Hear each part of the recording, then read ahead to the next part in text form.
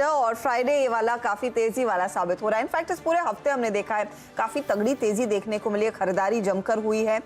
Specially FIIs की वापसी की हम बात पहले भी कर रहे थे और उसकी झलक थोड़ी बहुत मार्केट के ओवरऑल सेंटिमेंट पर पड़ती हुई दिखाई दी है। मैं हूं हर्षिता, वीरू दिल्ली से आपको बताएंगे कि आज की क्लोजिंग स्ट्रैटेजी क्या होनी चाहिए। आप देख रहे हैं कमाई का अड्डा।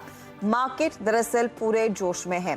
17,718 का हाई इसने कुछ देर पहले छुआ, उसी लेवल्स के आसपास इस समय निफ्टी ट्रेड करने में कामयाब है, लगभग 100 पॉइंट की बढ़त। लेकिन आउट परफॉर्मेंस दरअसल निफ्टी बैंक ने पूरी तरह से दिखाया है। निफ्टी बैंक में 500 पॉइंट तक का इजाफा, 36,700 के ऊपर, इनफैक्ट 36,800 तक के काफी करीब हम पहुंचे हैं। और देखिए डे लो से बढ़िया रिकवरी, 425 अंकों का मूव देखने को मिला है डे लो से। और ऐसा नहीं था कि हम नेगेटिव टेरिटरी में फिसले, थोड़े से हल्के हुए थे, थोड़े से शांत थे सुबह में, लेकिन सेकेंड हाफ में वो थ्रस्ट तेजी का बनता हुआ दिखाई दिया।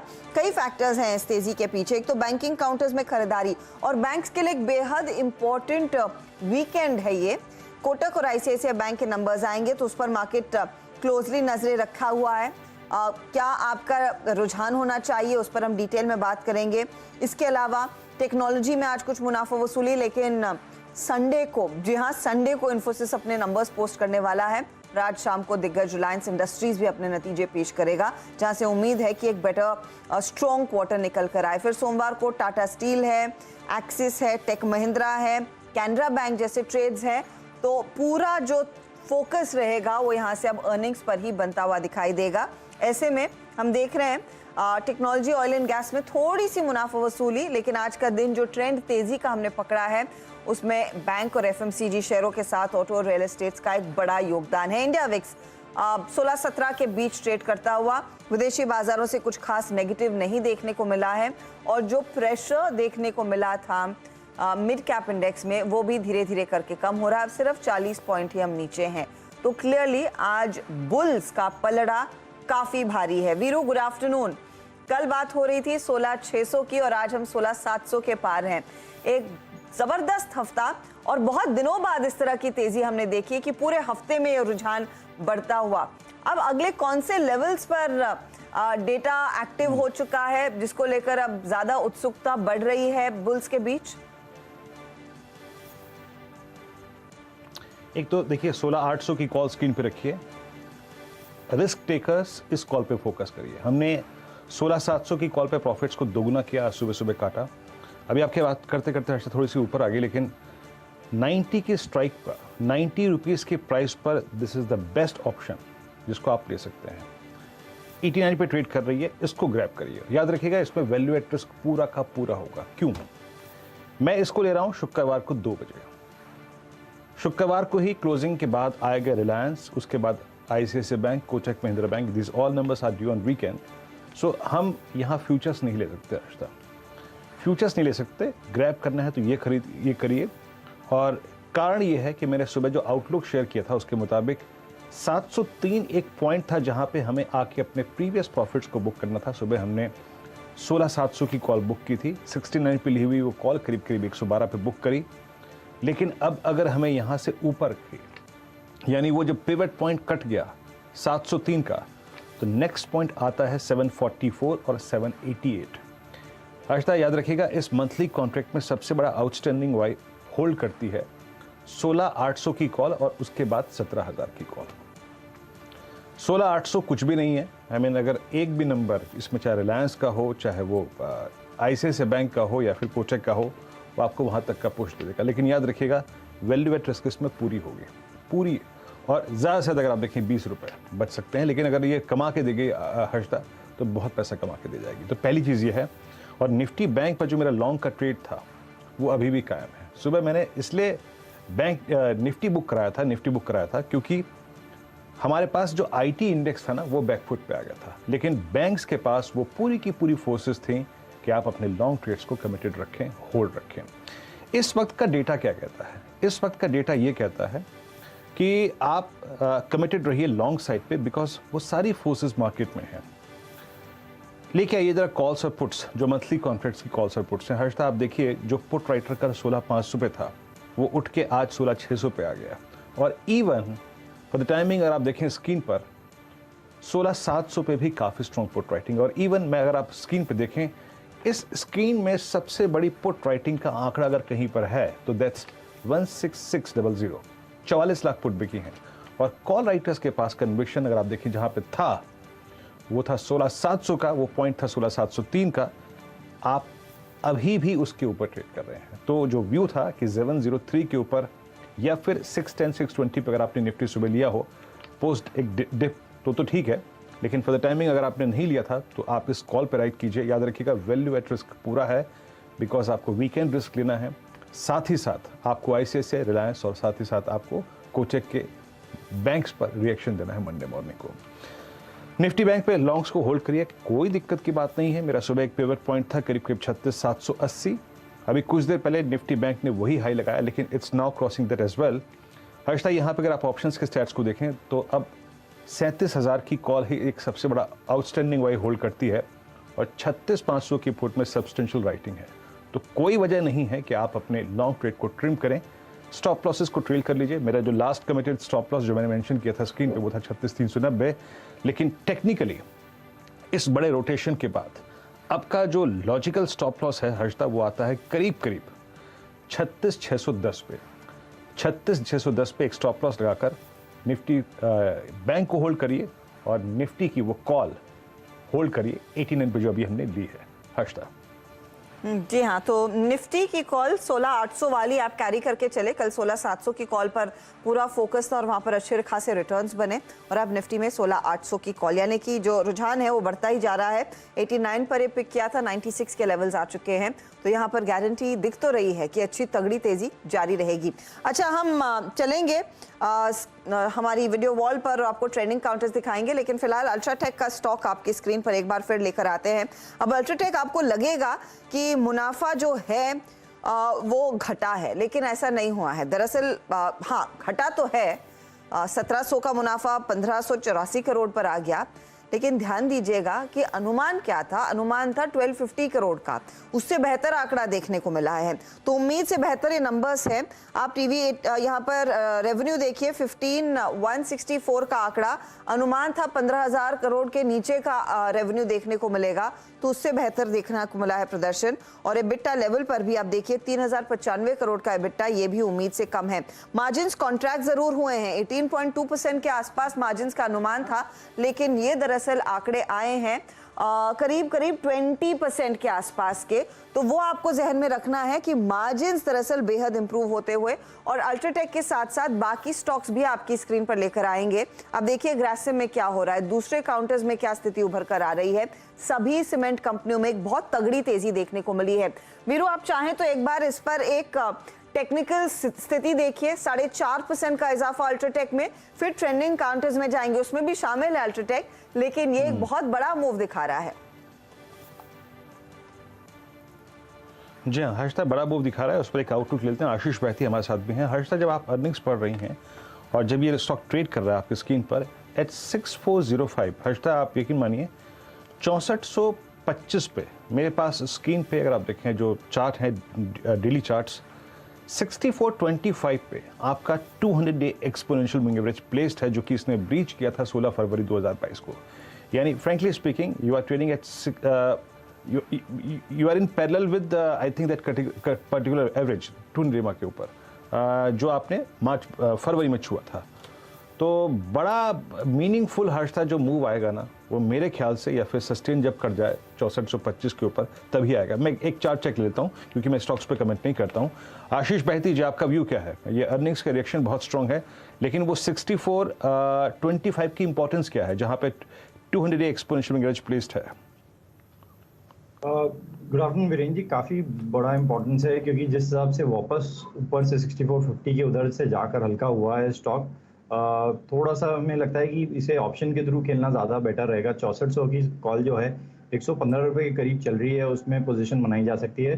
90 या 85 रुपये का एक स्टॉप लॉस रखना, और इसमें हमें लगता है कि 150 एंड 170 तक के टारगेट्स देखने मिल सकते हैं। अगर किसी के पास अल्ट्राटेक लॉन्ग है तो ज़रूर बने रहे। स्टॉप लॉस जो है 6300 के करीब का एक मेंटेन करे, और हमें लगता है कि 6425 के करीब जो 200 डेमा वो निकल गया, तो इसमें 6600 तक की भी जगह बनी हुई है। ओके, तो ट्रेंड दरअसल तेजी का कायम रहेगा। स्टॉक देखिए आसमान छू रहा है, 4.25% से ज्यादा की बढ़त इसने अपने नाम कर ली है। चलिए आपको अब दिखाते हैं वो दूसरे काउंटर्स जहां पर अच्छी खरीदारी बनती हुई दिखाई दे रही है। आज ट्रेंड अनडाउटेडली तेजी का है, जिस तरह का मूव देखने को मिला। अल्ट्राटेक सीमेंट ट्रेंडिंग काउंटर्स में तो है ही 4.25% ऊपर, लेकिन जिन बैंकों के नतीजे आएंगे इस सैटरडे यानी कि कल के सत्र में 2% ऊपर आईसीआईसीआई, एंड सरप्राइजिंगली मार्केट के साथ दरअसल आज कोटक चल रहा है, 2% की तेजी देखने को मिल रही है। अतुल लिमिटेड एक और काउंटर जहां पर हमने देखा है करीब 5% तक के गेन्स नजर आए हैं। हालांकि आज कुछ सेल साइड की पोजीशंस भी आई हैं। टेक्नोलॉजी में कुछ पोजीशंस वाइंड डाउन होती हुई दिखाई दी थी। हालांकि आज का दिन mid cap tech IT numbers के लिहाज से बहुत ही स्ट्रॉन्ग था, लेकिन कहां से प्रेशर आ रहा है वो भी काउंटर्स आपके लिए लेकर आते हैं।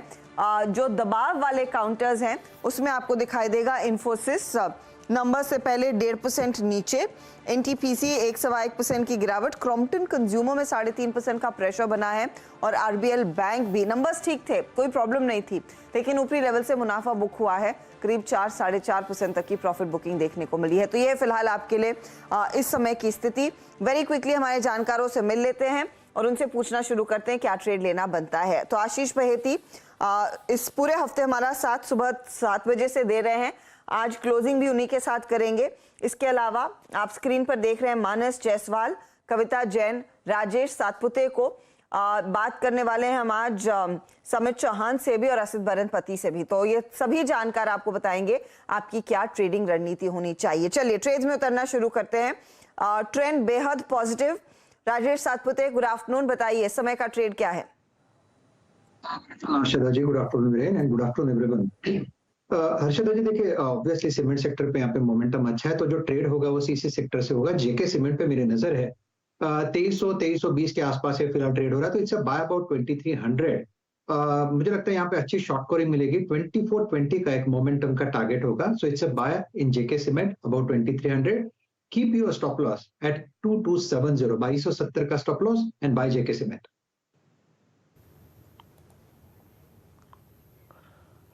मानस, आपका कन्विक्शन क्या है इस बाजार में इस वक्त? आप क्या चीज कर रहे हैं? और मॉर्निंग में जितने हमने एनबीएफसीज पे ट्रेड लिए, बहुत अगर आप देखें अच्छा सक्सेस रेशियो था उनका। आपकी अप्रोच इस पर क्या ग्रैब करेंगे आप? देखिए, अभी भी एनबीएफसी स्पेस काफी बेहतरीन लग रहा है और मेरा समझना है कि यहाँ से भी शायद आपको अच्छी खासी बढ़त देखने को मिल सकती है। इस टाइम का जो कन्विक्शन ट्रेड है वो श्रीराम ट्रांसपोर्ट फाइनेंस है। देखिए, कल हमने एक प्राइस ब्रेकआउट स्टॉक में देखा था। आज स्टॉक ने पहले तो 1475 तक के स्तर टेस्ट किए, उसके बाद करेक्ट हुआ, लेकिन फाइनली अब उसने जो आज के हाई थे उसको ब्रीच कर दिया। तो जो हायर टॉप्स हायर बॉटम का ट्रेंड है श्रीराम ट्रांसपोर्ट फाइनेंस पे, वो अभी भी कंटिन्यू हो सकता है। इसलिए 1470 के स्टॉप लॉस से करंट लेवल्स पे श्रीराम ट्रांसपोर्ट फाइनेंस में खरीदारी करिए 1530 के टारगेट के लिए। और यहाँ पर आप ऑप्शन भी ट्रेड कर सकते हैं। 1500 को कॉल ऑप्शन लीजिए, 22 रुपए का ट्रेड कर रहा है। यहाँ पर आपको 14 रुपीज के नीचे स्टॉप लॉस रख के 40 रुपए के टारगेट सेट करें। ओके, यहाँ पे एसआरटी की 1500 की कॉल पे आपको फोकस करना है। आप यकीन मानिए आज बहुत सारे बजिंग स्पेस में से, लेकिन 915 पे सबसे पहले जिसने स्ट्राइक किया था, एक तो वो था एसआरटी, पूरा एनबीएफसीज, हाउसिंग फाइनेंस कंपनियां, एलआईसी हाउसिंग फाइनेंस आज एक ज़माने बाद जो है वो 200 डे एक्सपोनेंशियल मूविंग एवरेज के ऊपर ट्रेड कर रहा है। It's total 6.1 OI addition in entire space, NBFCs, housing finance कंपनियां। और मैं एक चीज़ देख रहा हूँ आज, अभी बात करते करते मेरी स्क्रीन पे हो रही है, let's check HDFC.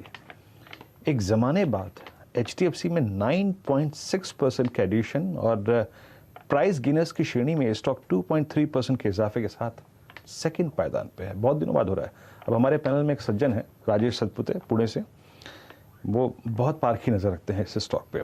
Rajesh, post 11 April and frankly speaking, I mean उस खबर, आई मीन मर्जर की खबर, और आई थिंक उस खबर को अगर मैं इस चार्ट से विदड्रॉ कर दूं, अगर मैं इसको एक प्लेन चार्ट पे तब्दील करूं, तो ये एक मेजर ब्रेकआउट है जब ये स्टॉक अपने 200 डे एक्सपोनेंशियल मूविंग एवरेज को, सॉरी 200 नहीं, 100 डे एक्सपोनेंशियल मूविंग एवरेज को काटा। मैं उस इवेंट को अगर सब्सट्रैक्ट कर दूं, क्योंकि वो इवेंट आया, उसने अपना एक दिखाया इम्पैक्ट, फिर वो चला गया।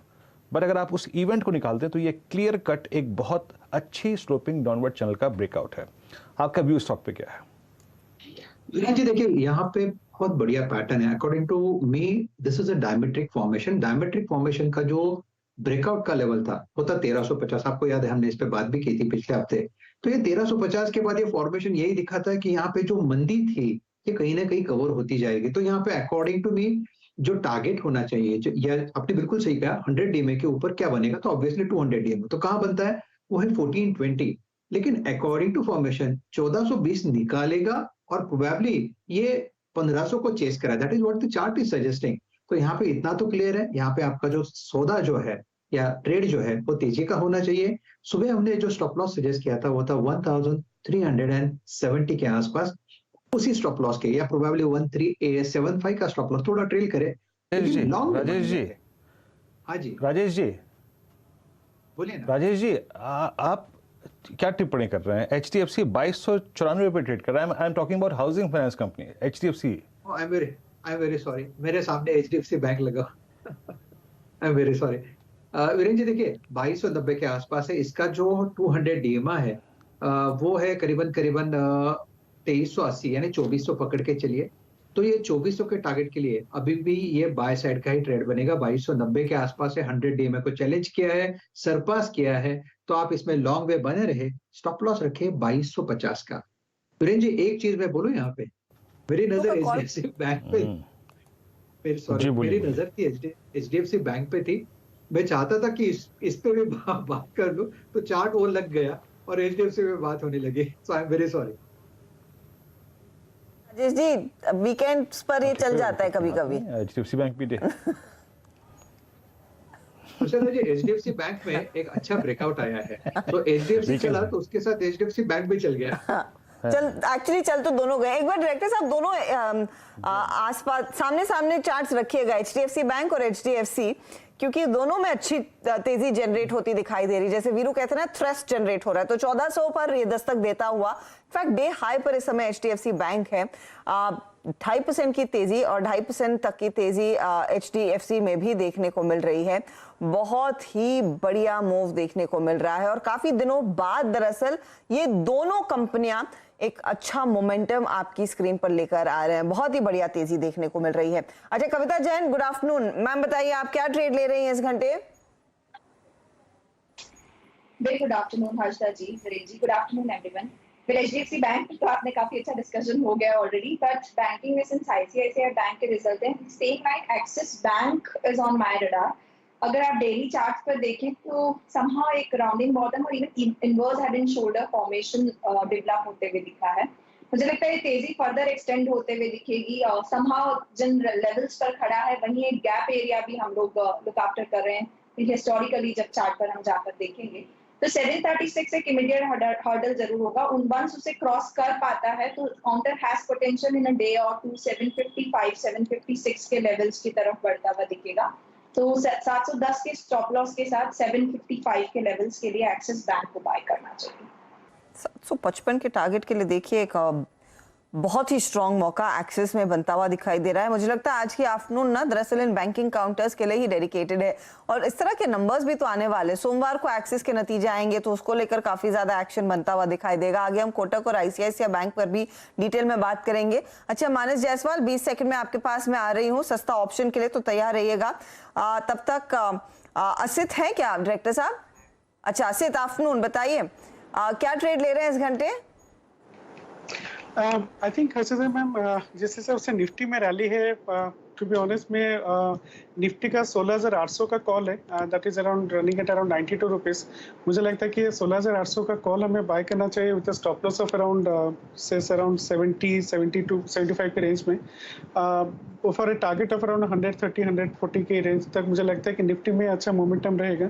मैं इंडेक्स का कॉल इसलिए ले रहा हूँ कि मुझे लगता है कि last half an hour 40 minutes में may be index will close at the high of the day, even much higher than what we are looking at right now. So मैं इंडेक्स में अभी कॉल लेना चाहूंगा। निफ्टी का 16,800 का call bye कर सकते हैं हम लोग। 16,800 पर ही नजरें देखिए। असित भी कह रहे हैं कि निफ्टी पर ही फोकस करें। याद रखिए अगला हफ्ता जून सीरीज के एक्सपायरी वाला हफ्ता है, तो एक्शन यहाँ पर और भी जोर पकड़ता हुआ दिखाई देगा। As luck would have it Asit, Veeru ने खुलते ही कहा 16,800 का कॉल लेना चाहिए। 89 के आसपास हम बातचीत कर रहे थे, अब 96 पर आ गया और आप भी कह रहे हैं इसी कॉल पर फोकस करें। 140 का आपका टारगेट है, तो जी हाँ यहाँ पर ही तेजी देखने को मिल रही है। अच्छा, इस बीच मयूरेश हमारे साथ जुड़ गए। Mayuresh, good afternoon. एक बड़ी लंबी चौड़ी वर्किंग वीकेंड है इस बारी। बैंक के नंबर्स, फिर रिलायंस तो आज आप एनालाइज करेंगे देर शाम, फिर संडे को आप इन्फोसिस भी सुनेंगे। किस पर लेकिन ज्यादा फोकस करना चाहिए, प्री नंबर्स और आज के लिए कोई खास ट्रेड इन दिग्गजों में से? मॉर्निंग अर्षदा जी। नहीं, बिल्कुल, आई थिंक जो एक्सपेक्टेशन है कि रिलायंस का एक ब्लॉकबस्टर नंबर आएगा, specifically looking at how the Singapore GRMs were poised. पर मेरी नजर आई थिंक आईसीआईसीआई बैंक के नतीजों पे है। मुझे लगता है मयूरेश जी, हाँ जी सर। ये देखिए, अभी हर्षदा कुछ देर पहले एलिगेशन लगा रही थी राजेश जी पे कि फ्राइडे का इम्पैक्ट है। एलिगेशन नहीं, मैं तो सच बोल रही थी वीरू। इस हफ्ते जून की एक्सपायरी है, इस हफ्ते जून की एक्सपायरी है, जुलाई की आप बोल रहे हैं गुड मॉर्निंग। तो बेचारे राजेश जी को अकेले बदनाम मत कीजिए। अरे इसी मैं वीरू, वही तो मैं कह रही हूँ कि वीकेंड सेशन पे कभी कभी हो जाता है ऐसे। सब मार्केट की तेजी पर एकदम हाई है। Good afternoon Mayuresh ji. Afternoon Veeru ji. मेरे हिसाब से I think to continue to discussion, I think ICICI Bank के जो नतीजे आने वाले हैं उस पे मैं फोकस रखूंगा। मद्देनजर इसलिए है क्योंकि आई थिंक जो बैंकिंग सेक्टर है, हमें लगता है आई थिंक सेकंड हाफ में अच्छी खासी रिकवरी आ सकती है। And our banking sector is poised very very decently at this point of time. Capital adequacy, provisioning, जितनी एसेट क्वालिटी आई थिंक तकलीफें थी, बैलेंस शीट पे आ चुकी है, इसलिए मेरी खास नजर आईसीआईसीआई बैंक पे रहेगी। But the pick of the day, I think जो रिजल्ट आ चुका है बैंक्स का, जहां पे आई थिंक अनसर्टेनिटी अभी खत्म हो चुकी है, मुझे लगता है I think we still continue our call on Federal Bank का। शानदार नतीजे थे इंटरनल्स में, आई थिंक और डिटेल में देख रहा था पिछले 2 दिनों में, और management con call transcript, I think I was going through a lot of details for the past few quarters as well. और जो इन्होंने आई थिंक एक ग्रोथ दिखाई है स्पेसिफिकली आई थिंक कोविड काल में, I think it's been exemplary for Federal Bank. तो मुझे लगता है आई थिंक जो एसेट क्वालिटी पे प्रेशर है और भी कम होते जाएंगे in the coming few quarters. Cost to income ratio should decrease below 50% और इसकी वजह से ओवरऑल क्रेडिट कॉस्ट्स कम होते जाएंगे। जो रेमिटेंसेस का शेयर है जो मैं इंटरनल्स देख रहा था, is almost 21% at this point of time. मुझे लगता है ये शेयर बढ़ते जाएगा, and as that percentage of share goes higher, जो इनके low cost deposits at this point of time, that will add the net interest margin even further. तो मुझे लगता है आई थिंक स्ट्रॉन्ग इंटरनल्स है, स्लिपेजेस और रीस्ट्रक्चर्स का जो आंकड़ा है, I think that should start coming down quite significantly in the next few quarters. और अगर मैं एक एडजस्टेड बुक वैल्यू भी देखूं around 97-98, it is not that expensive compared to the larger private banks.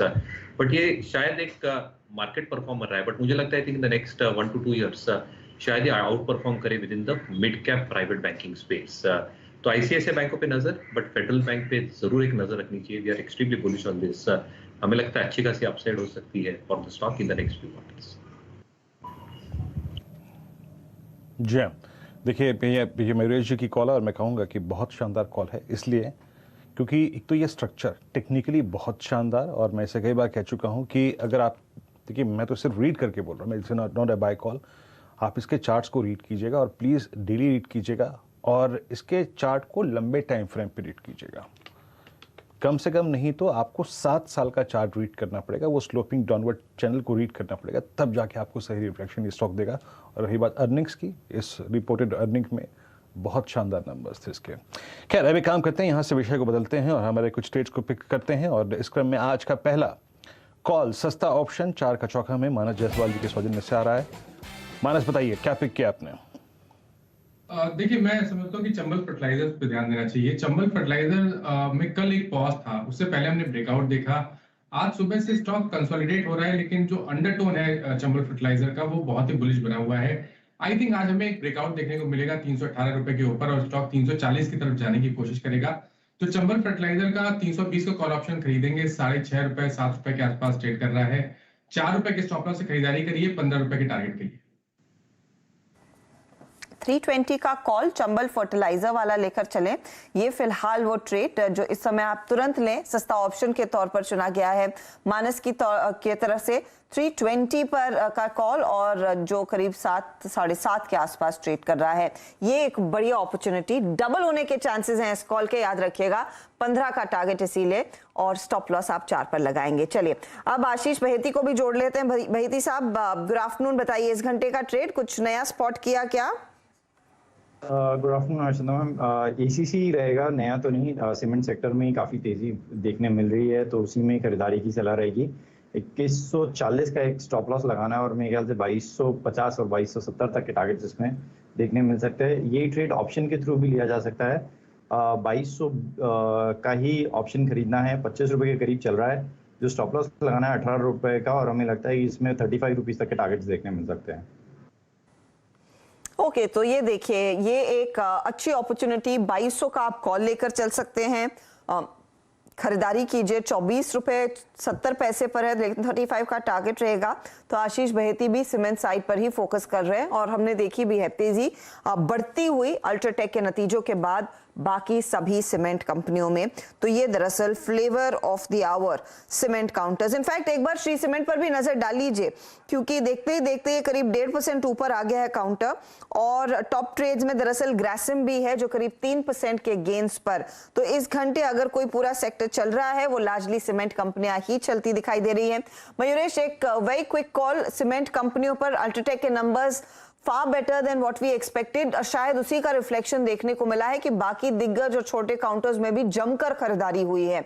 आप क्या कैसे रेट करेंगे नंबर्स को, और क्या मौजूदा लेवल पर स्टॉक खरीदना है? नहीं, मोमेंटम बिल्कुल बरकरार रहेगा अल्ट्राटेक की, और एब्सोल्युटली राइट। आई थिंक जो एक्सपेक्टेशन थे और जो नंबर्स डिलीवरी हुई है वो शानदार हुई है, in spite of raw material cost trend increase. अगर आप YOY देखें, जो इनपुट कॉस्ट है रॉ मटेरियल को लेके, उसमें 13% का इजाफा हुआ है, quarter on quarter almost 4% logistic में I think it's a similar increase quarter on quarter almost 3% हुआ है। बट जो वॉल्यूम ग्रोथ इन्होंने दी है, ग्रे सीमेंट हो, व्हाइट सीमेंट और ओवरसीज सीमेंट यूनिट्स हो, और जैसे कैपेसिटी एडिशंस कर रहे हैं, एक्सपेक्टेशन हम यही बांध के चल सकते हैं कि जो मैनेजमेंट कमेंट्री और कॉन्कॉल का आएगा लेटर इन द डे, कि आई थिंक सेकंड हाफ में जो होगी जबरदस्त रिकवरी होगी। क्योंकि फर्स्ट 2 क्वार्टर्स, ये जो मानसून वाले क्वार्टर होते हैं, वो थोड़े वीक होते हैं सीमेंट कंपनीज के लिए। बट सेकंड हाफ में जितनी केपेक्स स्पेंडिंग होगी, जो यूटिलाइजेशन लेवल्स होंगे, इफ दे एक्सीड 75% जो मुझे लगता है for the industry as a whole और the sector as a whole होने चाहिए, एक बहुत स्ट्रॉन्ग ऑपरेटिंग लेवरेज पूरे सेक्टर के लिए आता है। And as input cost start going down, EBITDA per ton should start improving with better operating leverage. तो बिल्कुल आई थिंक मोमेंटम बरकरार रहेगा अल्ट्राटेक पे। मुझे लगता है कि with the results and if the commentary is very very positive and supportive, ये मोमेंटम और भी बरकरार हो सकता है। ओके, तो ये देखिए एक अच्छी अपॉर्चुनिटी अल्ट्राटेक में और बाकी सीमेंट काउंटर्स में साफ देखने को मिल रही है। चलिए बात करते हैं फिलहाल कैन फिन होम्स की। आपको याद होगा कल जाते जाते इसी पर एक कॉल मानस ने दिया था, और मानस ने कहा था कि अच्छा परफॉर्मेंस दिखाएगा काउंटर। स्टॉक तब अच्छी खरीदारी दिखा रहा था, आज सुबह में खुला भी मजबूत। और एक फैक्टर जो फायदे की तरफ और स्टॉक को बढ़ा रहा है, वो है कंपनी के नतीजे। देखिए बीट आया है इस बारी, ब्याज से आय में 38% तक का इजाफा देखने को मिला है, 250 करोड़ के आसपास का आंकड़ा। मुनाफा 49% बढ़ता हुआ, लेकिन खास बात यह है कि NIMs भले ही प्रेशर में है, 3.6% पर हैं, हेल्दी हैं। हमारे साथ अब जुड़ रहे हैं कंपनी के MD और CEO गिरीश कौसगी। गिरीश जी, स्वागत है आपका CNBC आवाज पर। एक बहुत स्ट्रॉन्ग क्वार्टर बेसिक नंबर्स में पढ़ ही रही थी, ब्याज से आय में और प्रॉफिटेबिलिटी में जो ग्रोथ देखने को मिली है। ये बताइए कि लोन बुक कितनी मजबूत हुई है, लोन ग्रोथ का हाल क्या है इस Q1 में? Good afternoon. Actually loan growth अभी क्लोज टू 24% है। ये लोन ग्रोथ पिछले 21 क्वार्टर्स में हाईएस्ट लोन ग्रोथ है। सो लास्ट ईयर अक्टूबर से डिमांड बहुत अच्छा है एंड वो कंटिन्यू हो रहा है। क्या ये सेकंड क्वार्टर में भी एक्सपैंड होती दिखाई देगी? क्योंकि सेकंड क्वार्टर में रेट हाइक का इम्पैक्ट भी आई एम श्योर आया होगा। तो क्या डिमांड उस ब्याज दर, 2 दफा जो ब्याज दरें बढ़ी हैं, उसके बावजूद इंटैक्ट है? और किन सेक्टर्स में आपने लार्जली देखी इस डिमांड को ग्रो होता हुआ? एक्चुअली रेट्स तो लास्ट 2 टाइम्स इंक्रीज हुआ। We increase rates last year, so उसका बेनिफिट अभी देखने को मिल रहा है। सो ये बेटर यील्ड्स तो कंटिन्यू होगा, कॉस्ट भी बढ़ेगा एंड प्रॉफिटेबिलिटी मेंटेन होगा। Demand is quite good. So sectors मतलब no, I think there is no change. Only thing is as a segment salaried में डिमांड बहुत अच्छा है। सेल्फ एम्प्लॉयड थोड़ा कम हुआ, पहले 30% था, 70 सैलरीड और 30 SNP। अभी वो 70 जो है वो 88 हुआ था 1 साल पहले। आई थिंक अभी धीरे धीरे 74 तक आ गया। सो SNP में 30 से अभी 26 तक आया. So I think there little bit of short of demand could be seen. I think in next 3 to 4 quarters में वो 70-30 हो जाएगा. So as of now salary अच्छा है, ACNP थोड़ा improve हो रहा है. ठीक, मतलब कहने का मतलब क्या है, हर्षा का जो प्रश्न था, आई मीन बड़ा कारण यही था. आई मीन हम भी अगर आप देखें जो हाउसिंग लोन लेके बैठे हैं, लगभग आज से 4 महीने पहले उसकी 6.5 इंटरेस्ट था and suddenly that time came to 8.5. Now इस दर पे कितनी डिमांड आ रही है, क्या 20% की वो 4% की वो ग्रोथ आप मेंटेन करेंगे? और दूसरी बात ये है, अभी पिछले 3 महीने में रेजिडेंशियल और कमर्शियल दोनों का ट्रेंड क्या रहा है, थोड़ा सा बताइएगा. वहां दोनों में ग्रोथ कैसी रजिस्टर की है आपने? एक्चुअली हमारा पोर्टफोलियो में मेजॉरिटी रेजिडेंशियल है, कमर्शियल बहुत कम है. कमर्शियल लेस देन 1% है और पूरा रिटेल है, रिटेल लोन्स, अफोर्डेबल लोन्स. अभी मार्च में 6.7% इंटरेस्ट था. मार्च के बाद 2 बार रेट्स इंक्रीज हुआ. So we also have increased our rates.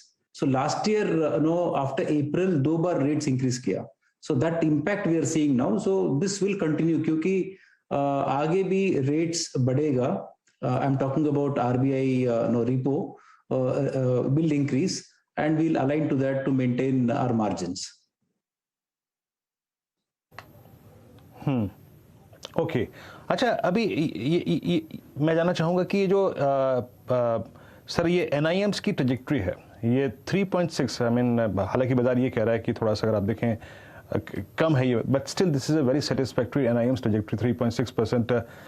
अभी सर जो आपकी कॉस्ट ऑफ फंड है उसमें कितना इजाफा हो सकता है, जिस तरीके से अगर आप देखें रेट्स बढ़ रहे हैं और प्रेशर रहेगा शायद NIMs पे, but still with that pressure ये NIMs की ट्रेजेक्ट्री अगले 1-2 क्वार्टर्स के लिए आपको क्या दिखाई दे रही है, जो कि आप बहुत कंफर्टेबली मेंटेन कर सकते हैं डिपॉजिट्स में, या फिर जो कॉस्ट ऑफ डिपॉजिट्स है उसकी ट्रेजेक्ट्री को देखते हुए? एक्चुअली निम के ऊपर प्रेशर नहीं है.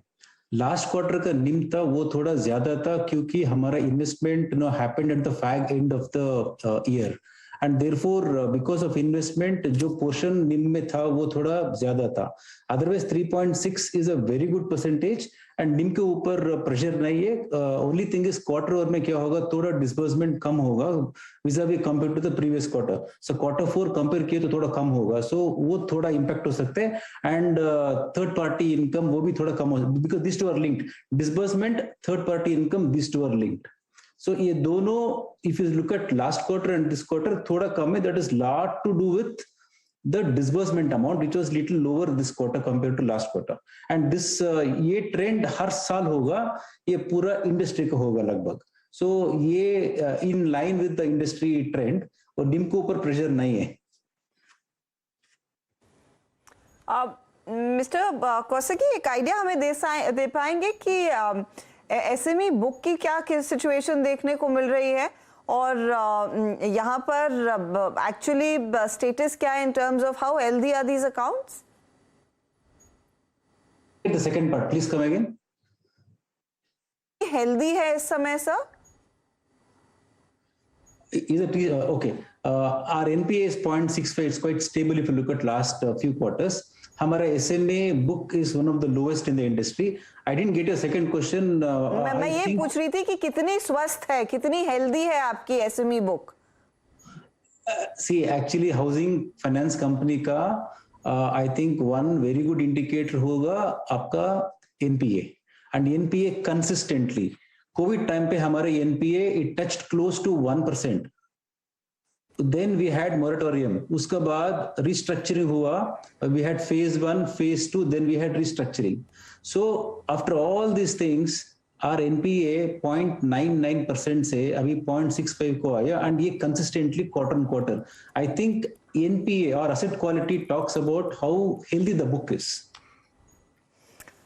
बहुत बहुत शुक्रिया मिस्टर कौशिकी हमारे लिए समय निकालने के लिए. तो in fact top class numbers company ने डिलीवर किए हैं और स्टॉक का रिएक्शन भी इनफैक्ट पिछले अगर आप 1 महीने 12 महीनों के लिहाज से देखेंगे तो बढ़िया ही रहा है. आज फिलहाल 540 के आसपास ट्रेड करता हुआ ये देखिए 1 महीने में 28% तक की तेजी. मानस, आपको याद होगा इसकी हम कल चर्चा कर रहे थे. आज कोई फ्रेश ओपिनियन है 541 के लेवल्स पर? देखिए मैं समझता हूँ मैंने कल जो टारगेट दिया था वो 580 के आसपास का दिया था, जो मॉर्निंग में ऑलरेडी अचीव हो चुका है। स्टॉक करेक्ट हुआ है, 200 मूविंग एवरेज पे वापस आया है। मेरा समझना है कि अगर हम थोड़ा सा पोजिशनली बात करें तो आई थिंक ये करेक्शन एक बढ़िया बाइंग अपॉर्चुनिटी है। नीचे की तरफ 510 के आसपास एक स्ट्रॉन्ग सपोर्ट है, थोड़ा सा गिरावट और हो जाने दें। 535 से 530 के बीच में स्टॉक में खरीदारी करिए, 510 के नीचे आपको स्टॉप लॉस रखना है। और मैं समझता हूँ कि वापस आपको पोजिशनल बेसिस पे 600 तक के भाव देखने को मिल जाएंगे कैन फिन होम्स। ठीक है, तो ये फिलहाल आपके लिए कैन फिन होम्स पर आ रहा है। इस बीच चार्ट का चमत्कार लेने की बारी, कविता जैन तैयार है अपने ट्रेड के साथ। कविता जी बताइए। Yes, Arshita ji. So FMCG से Marico is looking good. Marico अपने एवरेजेस के ऊपर निकला और आज एक फॉलो थ्रू बाइंग शो करते हुए दिख रहा है। मुझे लग रहा है 530 रेजिस्टेंस है, 531 के ऊपर निकलता है तो इंट्राडे बेसिस पे 538 540 के टारगेट्स के लिए मैरिको कैन मूव अप, जहां एक मोमेंटम कॉल की तरह स्टॉप लॉस मेंटेन करना चाहिए 524 का। तो फॉर द 538 540 के लक्ष्य के लिए Marico should be. Okay, Marico अगर आप देखें यहाँ पे कॉल हो गई और चार्ट पे कविता जी ने पिक कर लिया है मैरिको आपकी स्क्रीन पे 530। यस, पिछले 2 सेशन से काफ़ी सब्सटेंशियल ओआईरेशन अपनी तरफ खींच भी रहा था। 530-65 पे ये स्क्रीन पे गया है। इसको हम एक बार फिर से समझेंगे, देखेंगे, लेकिन उससे पहले काम करते हैं। समय की कमी है, कुछ अर्निंग्स डिस्कस करनी है। आशीष के साथ कुछ देर में हाजिर होंगे, उनसे बात करेंगे बात। लेकिन मयूरेश जी, मिड कैप फंड बताइए, क्या पिक किया आपने आज मिड कैप में? हमें लगता है, आई थिंक जो हमारी टीम को लग रहा है उसमें राइस स्टॉक्स थोड़े फ्लेवर में जरूर आएंगे। Daawat is something that we are liking at this point of time. 2-3 की वजह है। एक तो आई थिंक जो राइस एक्सपोर्टिंग नेशंस है, अगर आप थाईलैंड देखें, वियतनाम देखें, कुछ हद तक चाइना भी देखें, आउटपुट अच्छी खासी कम हो चुकी है और इनके यील्ड भी गिरे हैं। यानी इतनी जितनी आउटपुट आनी चाहिए हर वर्ष उतनी आ नहीं रही है। अभी इंडिया के जो एक्सपोर्ट्स हो रहे हैं specifically I think in countries like Iran, Europe, north America, और जो इनके ब्रांड्स हैं स्पेसिफिकली ब्रांड्स लाइक दावत है जिसके कोड से जानी जाती है company, and Royal Premium, I think both these brands are accounting for a major portion of their top line growth. Volume और वैल्यू ग्रोथ दोनों ठीक ठाक होनी चाहिए और मेरे हिसाब से आई थिंक जो एक टॉप लाइन ग्रोथ इन्होंने मेंटेन की है, they should be able to maintain that with EBITDA margins of around 12-12.5%, जो 11.5% पे ये वर्ष पे आई थी। तीसरा, आई थिंक जनरली अगर आप देखें in terms of realisations for basmati rice have been on the up trend at this point of time. और जैसे हम इन्वेंटरी डेज देख रहे हैं, आई थिंक ये थोड़ी इलोंगेटेड जरूर रहती है, बट कहीं ना कहीं I think it gets compensated in terms of heavier output that is expected and heavier demand that can probably come through. तो हमें लगता है आई थिंक दावत एक अच्छा विकल्प हो सकता है।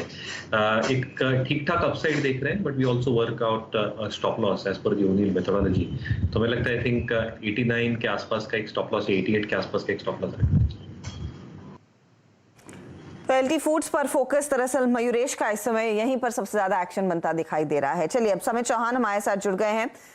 समित, आफ्टरनून, तेजी का ट्रेंड, और अब सुबह में भी हम बात कर रहे थे कि 16,700 के ऊपर जाने के पूरे चांसेस हैं, ठीक वही हुआ। इस समय क्या ट्रेड ले रहे हैं आप? तेजी को बढ़ाने के लिए क्या इरादा है? देखिए, स्टॉक स्पेसिफिक जैसे मैंने बताया आपको, थीमेटिक मूव्स यहाँ पे आइडेंटिफाई करना काफी इंपॉर्टेंट है। और अल्ट्राटेक के रिजल्ट के बाद हमने देखा है कि पूरे सीमेंट स्पेस में एक अच्छा खासा ट्रैक्शन आ चुका है। तो यहाँ पे एसीसी को हम पिक करेंगे, जो रिसेंटली लगा रहा है। कुछ ज्यादा इसमें प्राइस मूवमेंट हमने देखी नहीं है, बट आज कहीं ना कहीं इसमें एक वापस एक रिन्यूड बाइंग इंटरेस्ट दिख रहा है। जैसे लोअर लेवल से लास्ट हाफ एन आवर में इसमें एक ट्रैक्शन दिख रहा है। तो हमें एसीसी यहाँ पे करंट लेवल पे अच्छा लग रहा है, बट इसको ऑप्शन के जरिए भी ट्रेड किया जा सकता है। काफी दिनों के बाद इसमें अच्छे खासे आपको एक लॉन्ग बिल्टअप होते हुए दिख रहा है। तो यहाँ पे 2200 का कॉल, जो लगभग 22-23 के आसपास ट्रेड हो रहा है, वो हम बाय करने की सलाह देंगे। और यहाँ पे स्टॉप लॉस 8 का रखना है और प्रॉब्ली 1-2 दिन में आपको एक अच्छी मूव इसमें आनी चाहिए और इसका टारगेट लगभग आप 40 से 45 का रख सकते हैं। ओके, तो देखिए, सीमेंट से ज्यादा दूर जा नहीं रहे हमारे जानकार। एसीसी 2200 का कॉल भी आप लेकर चले। ठीक यही बात आपको आशीष बहेती भी कुछ देर पहले कर रहे थे, और यही फ्लेवर ऑफ द मोमेंट है इस समय सीमेंट कंपनियां। लेकिन याद रखिए, कल ढेर सारे नतीजे आने वाले। इनफैक्ट आज से ही वो नतीजों का सिलसिला शुरू हो जाएगा रिलायंस के नंबर्स के साथ। लेकिन बैंकों की बात करेंगे और फिर इन्फोसिस की, जो संडे को नतीजे देगा। तो एक एक्टिव वीकेंड रहने वाला है ये। आशीष हमारे साथ जुड़ गए हैं। कोटक और आईसीआईसीआई बैंक का।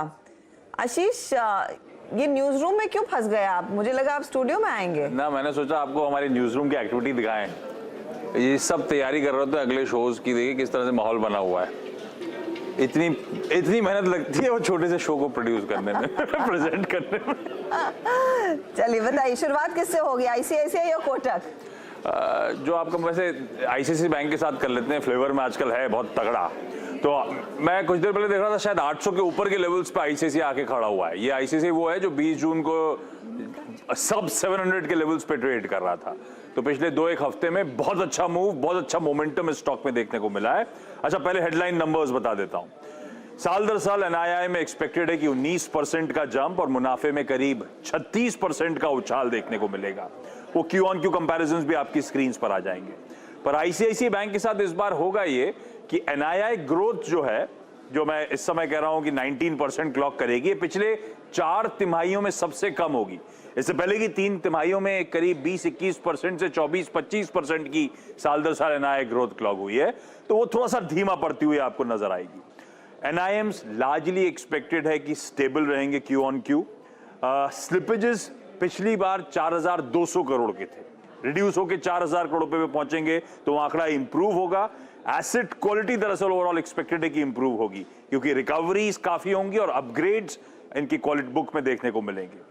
और एक्सपेक्टेड ये है, जिसके लिए आप देख रहे हो बुलिशनेस स्टॉक में नजर भी आ रही है, लार्जली सब एक्सपेक्ट कर रहे हैं कि मैनेजमेंट की कमेंट्री जो एसेट क्वालिटी को लेकर होगी, वो कमेंट्री भी अच्छी होने वाली है। तो ये सब पॉजिटिव्स हैं आईसीआईसीआई बैंक के लिए। जहां तक कोटक की बात है, कोटक के इसमें भी मंथ टिल डेट में कल ऑलरेडी 10% का अपमूव जुलाई के महीने में देखने को मिला है। कोटक के जो हेडलाइन नंबर्स हैं क्विकली आपको समझा देता हूं। हम एक्सपेक्ट कर रहे हैं कि इस बैंक का जो एनआईआई है 17% उछलेगा, मुनाफे में करीब 35% का उछाल देखने को मिलेगा। अब डिटेल्स, लोन ग्रोथ 30% साल दर साल, क्यू ऑन क्यू 4% के आसपास का जंप। जो एनआईएम्स हैं वो शायद 6 बेसिस पॉइंट्स के आसपास का डिक्लाइन दिखाएंगे, यानी कि गिरेंगे Q on Q. Gross NPS 2.34 से रिड्यूस होकर 2.16% के आसपास। पर यहां पे स्ट्रीट बहुत क्लोजली वॉच आउट करेगी मैनेजमेंट की कमेंट्री और आउटलुक को लेकर क्या स्टेटमेंट्स आते हैं। तो दोनों ना, वैसे स्टॉक्स तो खैर पूरा बैंकिंग स्पेस बड़े स्वीट स्पॉट पे है। होपिंग कि जब मंडे को लौट के आएंगे कुछ अच्छे नंबर्स और कुछ अच्छा मूड ये बनाए बैंक्स। मूड तो आज से ही सुधर गया है, बहुत ही तगड़ा मूव देखने को मिला है। आशीष, इन्फोसिस के लिए मैं आपके पास लौटती हूँ, लेकिन इन दोनों बैंक्स पर एक व्यू ले लेते हैं कि क्या इस समय तत्काल ट्रेड लेने का मौका है या नहीं, और फिर संजय सिन्हा साहब को भी जोड़ेंगे सेक्टर पर एक व्यू देने के लिए। असित, आप बताइए, एक्सिस और आईसीआईसीआई और कोटक, एक्सिस के नंबर्स की हम बात करेंगे आगे क्योंकि मंडे को वो नतीजे आएंगे, और एक्सिस पर आपने एक बुलिश व्यू पहले ही दे दिया था in the beginning of the week. बताइए, आईसीआईसीआई और कोटक चार्ट के लिए क्या स्थिति और क्या ट्रेड लेने का मूड है? हसीना जी, मेरे हिसाब से आईसीआईसीआई बैंक का नो ब्रेनर, जिस हिसाब से 800 के लेवल क्रॉस करके यहाँ पे सस्टेन कर रहा है। Result is expected to be good, but इसका जो technical structure in terms of options data that's quite bullish. मुझे लगता है कि आईसीआईसीआई बैंक का अगर कोई प्ले करना चाहते हैं for the result, premiums are very less. I think 810 का कॉल हम बाय कर सकते हैं। हम सुबह बात किए थे 800 रुपये का जो कॉल था उसके बारे में। आई थिंक 810 का स्ट्राइक प्राइस का अगर हम कॉल देखेंगे आईसीआईसीआई बैंक का, I think that is coming close to I think it's coming close to around 10 rupees, around 6 rupees का stop loss for a target of around 18 to 20 rupees में भी। मुझे लगता है कि आईसीआईसीआई बैंक में ट्रैक्शन रहेगा। This is only for till Monday Tuesday kind of thing, but out of all the banks ICICI is definitely number 1, then would be Axis, and then will be Kotak. Axis Bank is also quite good, but I'll go with ICICI Bank. तो ICICI bank एक बेहतर trade आपके लिए साबित हो रहा है। संजय सिन्हा साहब को भी फटाफट जोड़ लेते हैं। Sanjay ji, good afternoon. Across the board rally देखने को मिल रही है। हम फोकस कर रहे हैं नंबर्स पर। निजी बैंकों के नतीजे जो अब तक आए हैं वो अच्छे रहे हैं। इंडसइंड बैंक के बाद हमने देखा स्टॉक में कल क्या तेजी बनती दिखाई दी थी। अब बात कोटक, आईसीआईसीआई और फिर सोमवार को एक्सिस, जिस तरह का परफॉर्मेंस देखने को मिला है, कितना वेटेज यहाँ पर आप जैसे फंड मैनेजर्स ने बढ़ाया है निजी बैंकों में?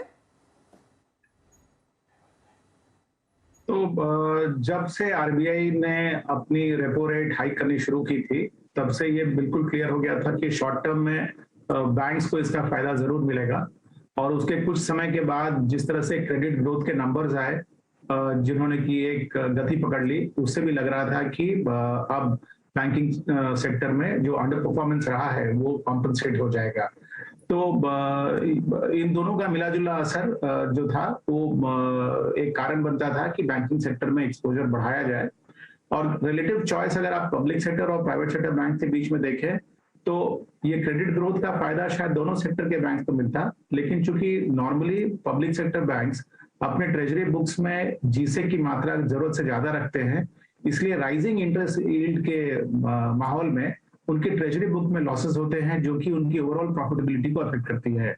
कुछ दिनों पहले उन्होंने पब्लिक सेक्टर बैंक्स और बैंक्स इन जनरल ने रिजर्व बैंक ऑफ इंडिया से अनुरोध किया था कि ये जो नोशनल लॉसेस हैं उनके ट्रेजरी बुक में, उसको इसी क्वार्टर में एब्जॉर्ब करने के बदले अगर वो उसको एमोर्टाइज करे तो उसकी अनुमति रिजर्व बैंक ऑफ इंडिया उनको दे, लेकिन ऐसी कोई अनुमति आई नहीं। तो मुझे लगता है कि हो सकता है कि ट्रेजरी बुक की जो लॉसेस है वो कुछ हद तक पब्लिक सेक्टर बैंक्स की ओवरऑल प्रॉफिटेबिलिटी को अफेक्ट करेंगे, लेकिन प्राइवेट सेक्टर बैंक्स में ऐसा कुछ होने की संभावना मुझे तो नहीं लग रही है। तो इसी के लिए नियर टर्म अपॉर्चुनिटी अगर आप देखें तो मुझे लगता है कि पब्लिक सेक्टर के बैंक्स के कंपैरिजन में प्राइवेट सेक्टर बैंक में शायद ज्यादा हो। थोड़ा ट्रेजरी ऑपरेशंस को अगर आप देखें सरकारी बैंकों की, वहाँ पे एक सेटबैक मिल सकता है और राइजिंग रेट्स के सिनारियो में, तो ये बात सिन्हा साहब कहते हुए इसीलिए एक फेवर वो आई थिंक इस वक्त इस सिनारियो में प्राइवेट बैंकिंग स्पेस को देंगे। संजय जी आपके पास आएंगे, लेकिन उससे पहले आशीष से एक बार जरा इन्फोसिस के नंबर से बात कर लेते हैं। ये वीकेंड बड़ा भारी है तो वीकेंड लेकिन बड़ा भारी है। आईसीआईसीआई बैंक को चाहे देन इन्फोसिस। आशीष कैसी एक्सपेक्टेशन है? बहुत भारी वीकेंड है, एक्चुअली बहुत भारी। रिलायंस भी बाजार बंद होने के बाद, उधर इन्फोसिस, सब ऐड करें 30-32% निफ्टी का वेटेज तो सिर्फ हम लोग वीकेंड के रिजल्ट्स में देखेंगे। इन्फोसिस एक बात ध्यान रखिएगा, जब भी टीसीएस अंडर परफॉर्म करता है ना, स्ट्रीट की एक्सपेक्टेशंस जागने लगती हैं कि शायद इन्फोसिस इस बार आउट परफॉर्म करके देगा। इसीलिए बीच में आपने देखा था इन्फोसिस का स्टॉक अच्छा मूव भी कर रहा था। खैर एक्सपेक्टेड तो यही है कि अपने पीयर से बेहतर परफॉर्मेंस इन्फोसिस डिलीवर करेगा, और क्योंकि एनालिस्ट कांस्टेंट करेंसी देखते हैं 4.5 से 4.5% Q on Q constant currency growth की एक्सपेक्टेशंस, ये सारे इसके पीयर्स जो हैं टीसीएस, एचसीएल टेक, विप्रो, सबने नंबर्स दिए हैं, उनकी 2 से 3.5% थी। तो एक्सपेक्टेशंस है कि उन सबको बीट करेगी इसकी constant currency growth. Margins 50 basis points contract होंगे, 21.5 वाले 21% पे पहुंचते हुए नजर आएंगे। पर एक बात ध्यान रखिएगा, इस नंबर्स में टीसीएस हो, एचसीएल टेक हो, विप्रो हो, सबके रिपोर्टेड मार्जिन्स में एक मिस था। तो देखते हैं इन्फोसिस इसे 50 बेसिस पॉइंट्स का दबाव पे कितना खरा उतरता है, और इसीलिए शायद मुनाफा एकदम फ्लैट होगा। तो रेवेन्यू ग्रोथ होगी, मार्जिन्स कॉन्ट्रैक्ट होंगे और मुनाफा फ्लैट देखने को मिलेगा। स्ट्रीट लार्जली एक्सपेक्ट, अच्छा इसके लिए सिर्फ नंबर्स इंपॉर्टेंट नहीं होते, उससे ज्यादा तो मूड मॉल सेट करती है इसकी गाइडेंस। तो FY23 की जो ऑलरेडी गाइडेंस दी हुई है, क्या दी हुई है कि इस बार आय 13 से 15% बढ़ेगी और मार्जिन्स 21 से 23% के बैंड में रहेंगे। ये पिछले क्वार्टर मार्जिन्स के लिए 100 बेसिस पॉइंट्स का ऑलरेडी एडजस्टमेंट हो चुका है, गिरा दिए थे उन्होंने बैंड को 100 बेसिस पॉइंट। तो इस बार लार्जली एक्सपेक्टेड है कि इस गाइडेंस को छेड़ेगा नहीं इन्फोसिस। अगर छेड़ेगा, अगर रिड्यूस कर रहा है तो आप एनवायरमेंट को लेकर कंसर्न होंगे, पर ये अनलाइकली सिनेरियो है। और खास तौर पे ना सिर्फ गाइडेंस, वो डील विंस, वो टेक्नोलॉजी स्पेंडिंग को लेकर मैनेजमेंट क्या कह रहा है, वो एट्रिशन को लेकर कंसर्न्स जो हैं, ना सिर्फ ग्रोथ को लेकर कंसर्न्स, अभी भी मार्जिन प्रेशर्स को लेकर कंसर्न्स बने हुए। इन सब पे इन्फोसिस का मैनेजमेंट संडे को क्या कहता है वो इंपॉर्टेंट होगा। चलिए, शुक्रिया आशीष इन तीनों नंबर्स को बारीकी से समझाने के लिए। आई थिंक जो आशीष ने यहाँ पे रूपरेखा रखी नंबर्स की, हालांकि कमेंट्री जो खैर जो संडे को जो आया सो है, लेकिन एक बार इसके टेक्निकल सेटअप पे बात कर लेते हैं बस संक्षेप में। देखिए हुआ क्या है कि कल ये स्टॉक चला बहुत था, कल ये आईटी का टॉप वाई गेनर था अलॉन्ग विद परसिस्टेंट सिस्टम। इस पर एक अपनी राय रखिएगा प्लीज आशीष बह दीजिए। अगर किसी को स्ट्रेंथ ही खेलनी थी तो शायद स्ट्रेंथ कायम रहती सिर्फ 1490 के ऊपर। एक रीजनेबल स्टॉप लॉस क्या होना चाहिए, या फिर आज की इस क्लोजिंग को देखते हुए आप कैरी करना चाहेंगे कल के लॉन्ग्स को, या फिर अगर आपके पास लॉन्ग है तो? नहीं वीरेन जी, लॉन्ग्स को कैरी करने की सलाह नहीं रहेगी कि जिस हिसाब से आज का कैंडल बना है पिछले 2 दिन के पूरे गेन सरेंडर करता हुआ दिख रहा है और रीजन रिजल्ट्स के कारण और वोलेटिलिटी भी एक्सपेक्टेड है। अगर किसी को ट्रेड ही करना है तो पोजीशन अगर है भी उनकी लॉन्ग साइड की तो उसे ऑप्शन में कन्वर्ट कर लिया जाए। इनफैक्ट हमारा व्यू यही रहेगा कि या तो इसमें एक स्ट्रैडल बना के जाए या एटलीस्ट एक 1520 का 17 साढ़े 17 रुपए के करीब ऑप्शन चल रहा है, उसे खरीद के जाया जा सकता है। जो स्टॉप लॉस लगाना है करीब करीब 8 रुपए का लगाना है और इसमें 30 रुपए तक के टारगेट्स के लिए इसमें बाय ऑप्शंस पोजीशन जरूर बनाई जा सकती है लॉन्ग साइड में। मैं इस पर थोड़ा सा एक पर्सपेक्टिव और लूंगा, लेकिन पहले संजय जी से बात करते हैं। संजय जी, जो ये आईटी में स्विंग आ रहा है, आई मीन आईटी इंडेक्स का चलना, आईटी काउंटर्स का चलना, अभी भी ये कहना बहुत मुश्किल है कि it's I mean reaction on weak earnings और स्ट्रॉन्ग अर्निंग्स। आप इसे ग्लोबल फैक्टर मान सकते हैं पूरा का पूरा। अगर आप देखें आईटी स्पेस ग्लोबली, चाहे वो नेस्डैक हो, आप पिछले 10 दिन की प्राइस परफॉर्मेंस देखें, it's a short covering swing. But अब तक का ये अर्निंग सीजन आपको सर लगा कैसे है? और अगर बाइफरकेट करके या फिर एक पूरे स्वरूप में कुछ खरीदना हो इस स्पेस में, तो आप किस पे बैट करना चाहेंगे? तो देखिए, अर्निंग्स का जो ये सीजन शुरू हुआ, इसकी सबसे बड़ी विशेषता थी कि इसमें एक्सपेक्टेशंस बहुत ही लो थे और अब तक के जो रिजल्ट आए उसमें हमारे ख्याल से ज्यादातर कंपनीज ने एक्सपेक्टेशन से ज्यादा अच्छा रिजल्ट दिया, बजाय उनके कि जिन्होंने एक्सपेक्टेशन से कम दिया है रिजल्ट। तो ये मेरे ख्याल से बाजार के लिए एक प्लेजेंट सरप्राइज हो गया। और इसके साथ जैसा मैं कह रहा था, 3 जो मुख्य स्तंभ थे बाजार के, उसमें एक बड़ा स्तंभ था अर्निंग्स ग्रोथ का। तो अगर उसमें पॉजिटिव सरप्राइजेस आने शुरू हो जाते हैं तो इसने बाजार को एक तरह से समझिए कि अचंभित किया। दूसरा, अगर आप देखें तो एफआईआई के फ्लोज को, तो इतने दिनों से इतनी अग्रेसिवली नेगेटिव होने के बाद इस वीक में शायद 3 दिन ऐसे थे जिसमें कि एफआईआई के नंबर्स पॉजिटिव हुए। अगर आप सेक्टोरली देखें तो अभी भी major majority of the companies के रिजल्ट आने बाकी हैं, लेकिन जो बड़े आईटी कंपनीज के रिजल्ट आए उनमें अगर मार्जिन प्रेशर देखा गया तो इसके साथ साथ किसी भी कंपनी में अपनी रेवेन्यू ग्रोथ के बारे में किसी ने भी कोई नेगेटिव या डिसअपॉइंटिंग आउटलुक नहीं दिया। इनफैक्ट कुछ छोटे मझोले कंपनीज हैं जिन्होंने की बहुत ही अग्रेसिव रेवेन्यू ग्रोथ की गाइडेंस भी दे दी। तो ये जो बाजार में असमंजस बनी हुई थी आईटी सेक्टर को लेके कि जो ग्लोबल रिसेशनरी एनवायरनमेंट बन रहा है उसमें आईटी क्षेत्र की कंपनीज को अपना बिजनेस ग्रो करने में मुश्किल होगी, कम से कम उससे हमको कुछ समय तक तो ये राहत लग रहा है।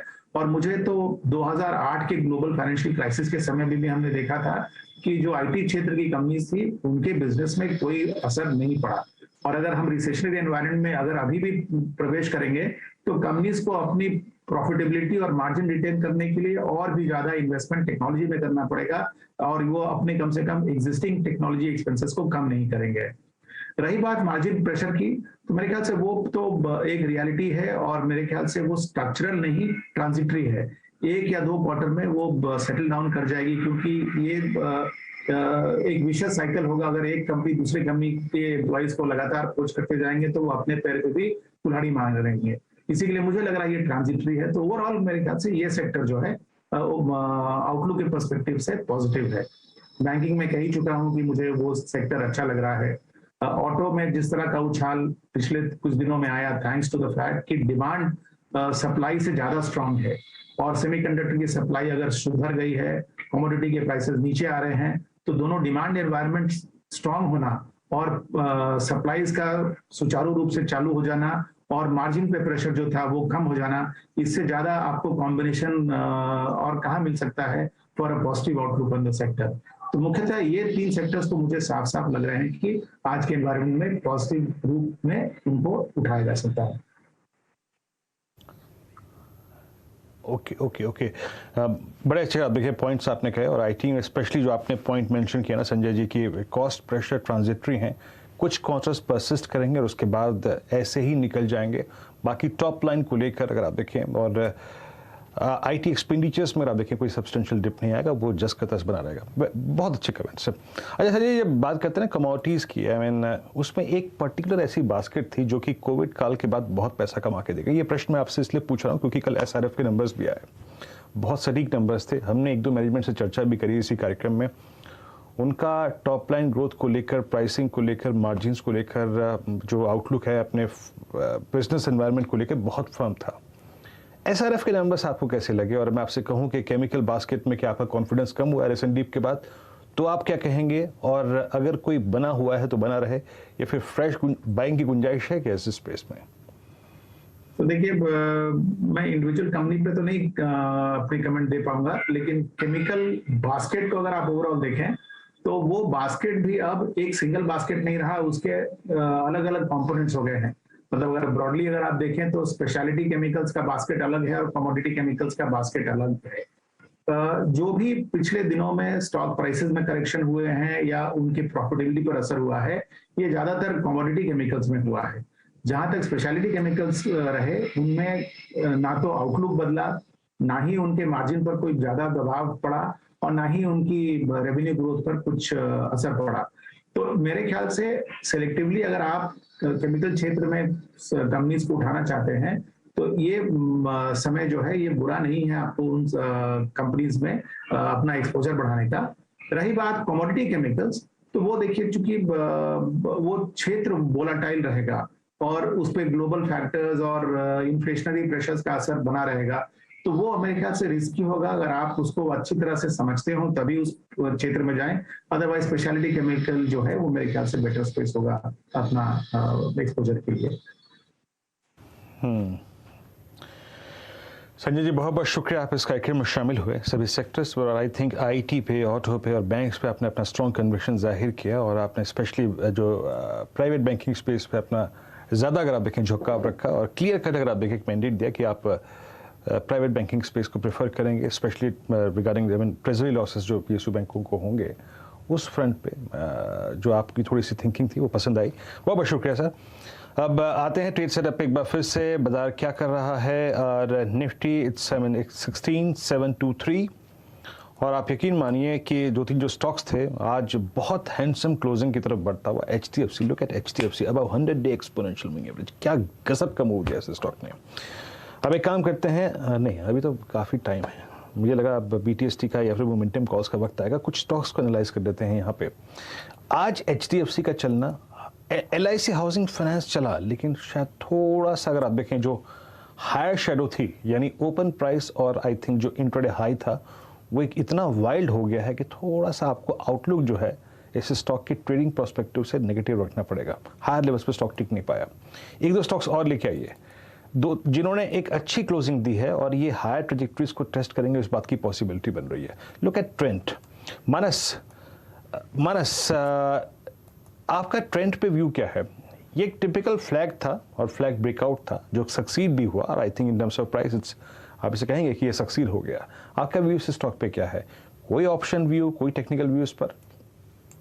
देखिए, हाई लेवल पे थोड़ा प्रॉफिट बुकिंग जरूर ट्रेंड में देखने को मिला है, लेकिन क्योंकि एक ब्रेकआउट ऑलरेडी आ चुका है, 1235 के लेवल्स ऑलरेडी बीच हो चुके हैं, तो मेरा तो समझना है कि शायद अब ये 1300 रुपए की तरफ जाने की कोशिश करेगा। तो एट द मनी ऑप्शन में ट्रेड करना चाहिए। 1240 का कॉल ऑप्शन, वहां पर खरीदारी करिए। 24 रुपए के आसपास के भाव चल रहे हैं। यहाँ पर आप 14 रुपीज का स्टॉप लॉस रखिए, और आई थिंक 50 रुपए तक टारगेट आपको 1240 के कॉल ऑप्शन ट्रेंड में देखने को मिल सकते हैं। ओके, ट्रेंड आपकी स्क्रीन पे, इट्स डूइंग वेल आपकी स्क्रीन पर। देखिए, हालांकि बहुत ऊपर सेटल नहीं हुआ, बट स्टिल ये क्लोजिंग काफ़ी हद तक ठीक ठाक है। अभी काम करते हैं आज का FNO सुपरस्टार समित चौहान से, इस कॉल को डिस्कस कर लेते हैं। समित, बताइए क्या पिक किया है आपने?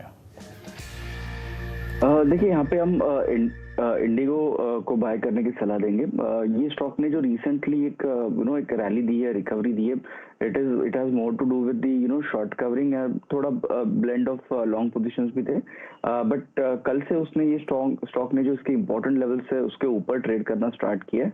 आज भले इसमें म्यूटेड एक्शन दिख रहा है, बट हमें लगता है कि नेक्स्ट वीक ये स्टॉक जो उसका 200 एवरेज है 1900 के आसपास, वहां तक ये मूव एक्सटेंड कर सकता है।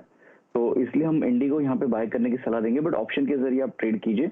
1800 का call option, in the money call option 43 के आसपास ट्रेड हो रहा है। ये 23 के स्टॉप लॉस से हम बाय करने की सलाह देंगे, और टारगेट यहाँ पे 96 का रहेगा। इंटरग्लोब एविएशन आपकी स्क्रीन पे, it's doing well, day high के स्तर पर आके ट्रेड करता हुआ, और ये समित जी का कॉल है। आइए एक बार जरा इसका सेटअप देखते हैं कैसा है। याद रखिएगा एक चीज़ तो है, इंटरग्लोब एविएशन लिखे आइएगा, और एक सेकंड देखिए, दो इवेंट हैं। एक तो अकासा जिसकी अगर आप देखें बुकिंग स्टार्ट हो चुकी हैं और स्टार्ट कर दी गई हैं, मैं दो रूट्स पे अपने अगर आप देखें जो फ्लाइट से कमेंस कर रहे हैं, और दूसरा है वो एक बाजार में एक खिलाड़ी का और आना, लेकिन दूसरा है क्रूड में हल्का सा रिट्रेसमेंट। ये स्टॉक आज जाके स्ट्राइक करता हुआ अपना 1820 पे 200 डे एक्सपोनेंशियल मूविंग एवरेज, मेरे ख्याल से जो अगला हफ्ता है वो इसके लिए वाकई मेक और ब्रेक हफ्ता रहेगा।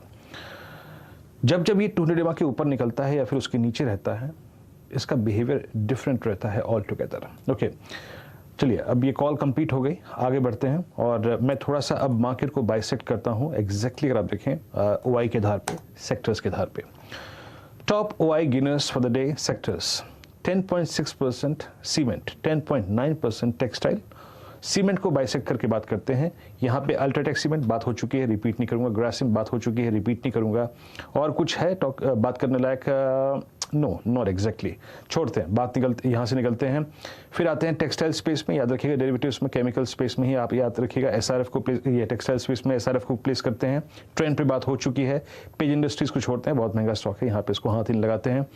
थर्ड पायदान पे है इंडेक्स, जहाँ पे सबसे स्ट्रॉन्ग ओआई गेन हुआ है।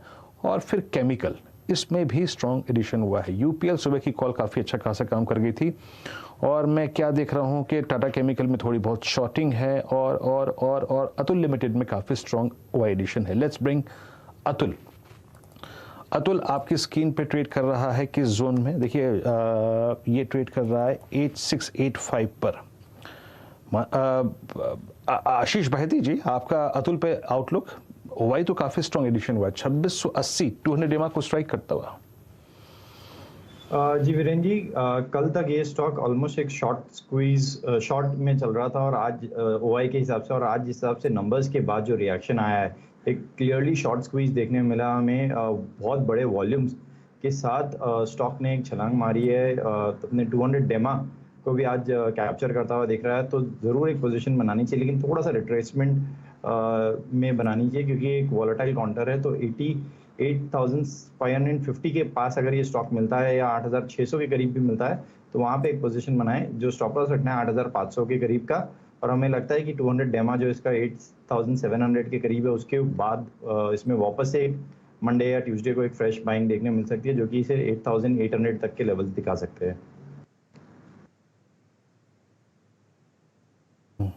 एग्जैक्टली मैं वही देख रहा था। अगर आप देखें इसका स्टार्टअप बहुत बढ़िया है, बस ये है कि थोड़ा महंगा स्टॉक है और थोड़ा बिग टिकट साइज का स्टॉक है, इसलिए अगर आप देखें शायद कोई ग्रिप ना ले, बट इट्स डूइंग वेल। बहुत अगर आप देखें चार्ट के लिए अच्छी स्थिति में है। निफ्टी बैंक 36,985, वाकई एक शानदार क्लोजिंग की तरफ बढ़ता हुआ। और एक बात याद रखिएगा, 36,926 जो मैंने आज सुबह का एक टारगेट दिया था, वो एक कैंडल है 21 अप्रैल की, वो एक कैंडल का हाई है, और उसको जाके अगर आप देखें आप ये स्ट्राइक करते हुए, ऑलमोस्ट उस जोन को जाके स्ट्राइक करते हुए, बहुत शानदार सेटअप बैंक निफ्टी का। आप जाके मिलाइएगा 25 अक्टूबर 2021 का हाई, आप मिलाइएगा 7 फरवरी 2022 का हाई, आप मिलाइएगा 4 अप्रैल 2022 का हाई आज के हाई से, तो आपको लगेगा, दिखेगा, क्लियर स्पष्ट होगा कि नवंबर 2021 से लेकर अब तक की जो स्लोपिंग डाउनवर्ड ट्रैजेक्टरी है, उससे हम शानदार तरीके से बाहर निकलते हुए। मैं काम करता हूँ यहाँ से थोड़ा सा प्रीपोन करता हूँ BTST कॉल्स को, मोमेंटम कॉल्स को। मानस बताइए क्या कैरी करना चाहेंगे आप मंडे मॉर्निंग के लिए? ग्लोबल फ्रंट पे हमें एक रिस्क लेना है, जरा प्लीज एक बार डाउ फ्यूचर्स दिखाइएगा स्क्रीन पे। ग्लोबल फ्रंट पे हमें शायद रिस्क लेना है, लेकिन एक काम करते हैं, रुकिए मैं आपको एक चार्ट दिखाता हूँ, फिर अपने मेहमानों से यहाँ पर ट्रेड लेना शुरू करेंगे। आप अपने ट्रेड्स को रेडी रखिए, डाउ का चार्ट लेके आइएगा, और डाउ फ्यूचर्स क्या कर रहे हैं अभी वो भी दिखाइएगा। डाउ फ्यूचर्स याद रखिएगा एक बहुत छोटा सा स्विंग लेकर ट्रेड कर रहे हैं, ऊपर नीचे सुबह से, लेकिन डाउ की जो कल की क्लोजिंग थी वो थी 50 डे एक्सपोनेंशियल मूविंग एवरेज के ऊपर, और डाउ का जो नेक्स्ट क्रिटिकल एवरेज है यानी 100 डे एक्सपोनेंशियल मूविंग एवरेज, वो प्लेस्ड है करीब 32,550 पे। नेस्डैक भी एग्जैक्टली अगर आप देखें कुछ इसी तरीके से। और एक पॉइंट जो मैं वहाँ पे आपसे सुबह शेयर कर रहा था कि जो CBOE वोलेटिलिटी इंडेक्स है वो वीकली चार्ट्स पे कन्वर्ट कीजिएगा और देखिएगा कि वो 50 वीक एक्सपोनेंशियल मूविंग एवरेज के जोन पे जाकर टिक गई है, काफ़ी लोएस्ट जोन पे जाकर टिक गई है। मानस बताइए क्या कैरी करना चाहेंगे आप? Weekend, then ICICI bank, then Reliance, then Kotak, then Infosys, इस 5 एलिमेंट्स को मद्देनजर रखते हुए कि इनकी अर्निंग्स आनी है और डाउ का बिहेवियर हमें उस पर भी रिएक्ट करना है।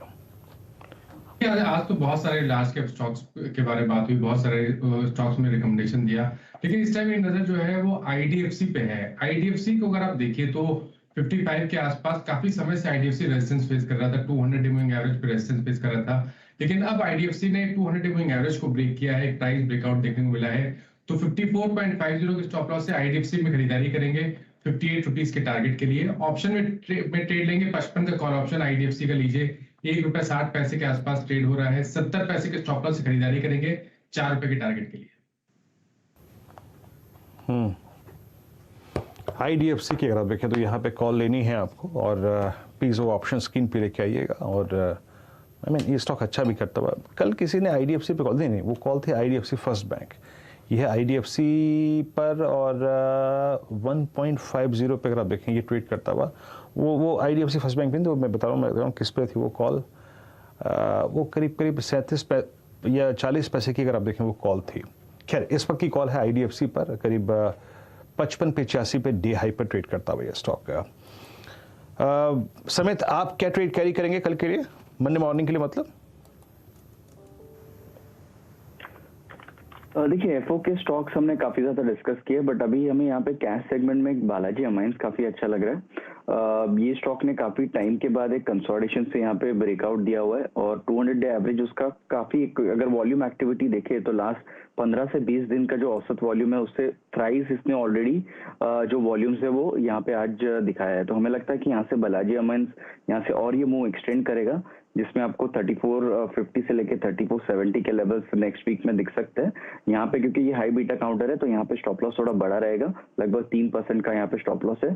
3212 के स्टॉप लॉस से हम बालाजी अमाइंस बाय करने की सलाह देंगे, 3450 से लेके 3470 के टारगेट्स होंगे।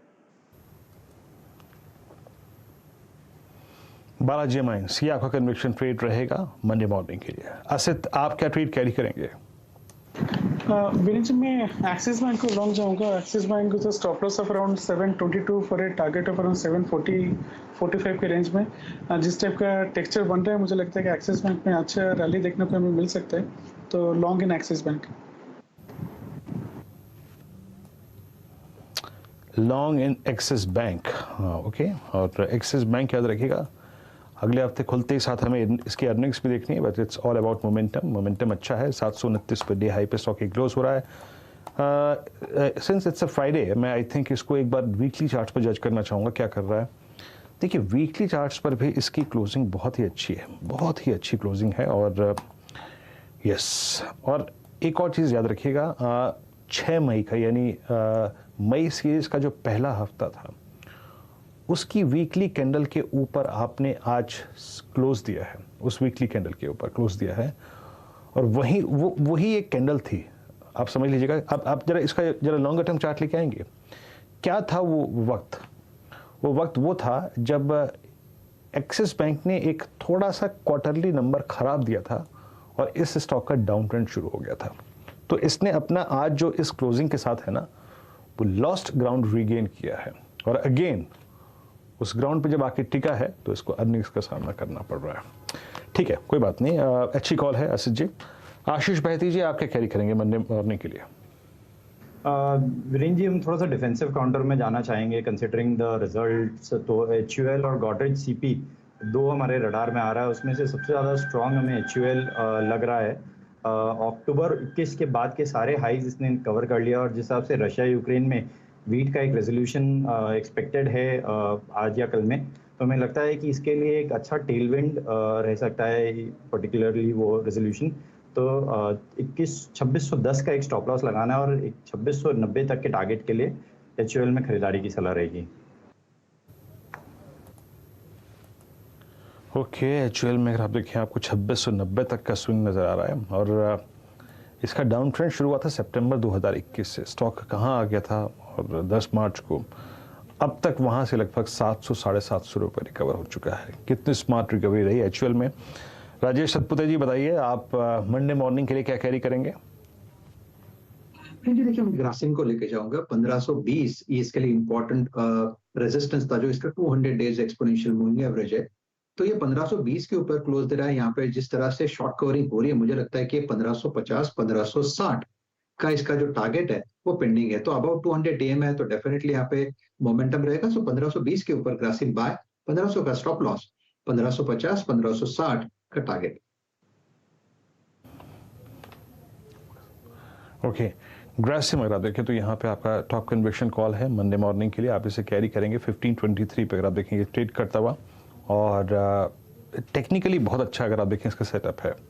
आज देखिए सीमेंट स्पेस में वाई एडिशन हुआ है, और जब बाज़ार चलता है ना तो बाज़ार धीरे धीरे चलते चलते, जैसे बैंक चल गया, कुछ दिन आईटी चल गया, फिर केमिकल चल गया, ऑटो चल गया, तो कुछ ऐसा भी ढूंढने लगता है जो नहीं चला होगा, और कुछ ऐसा ही आज हो रहा है।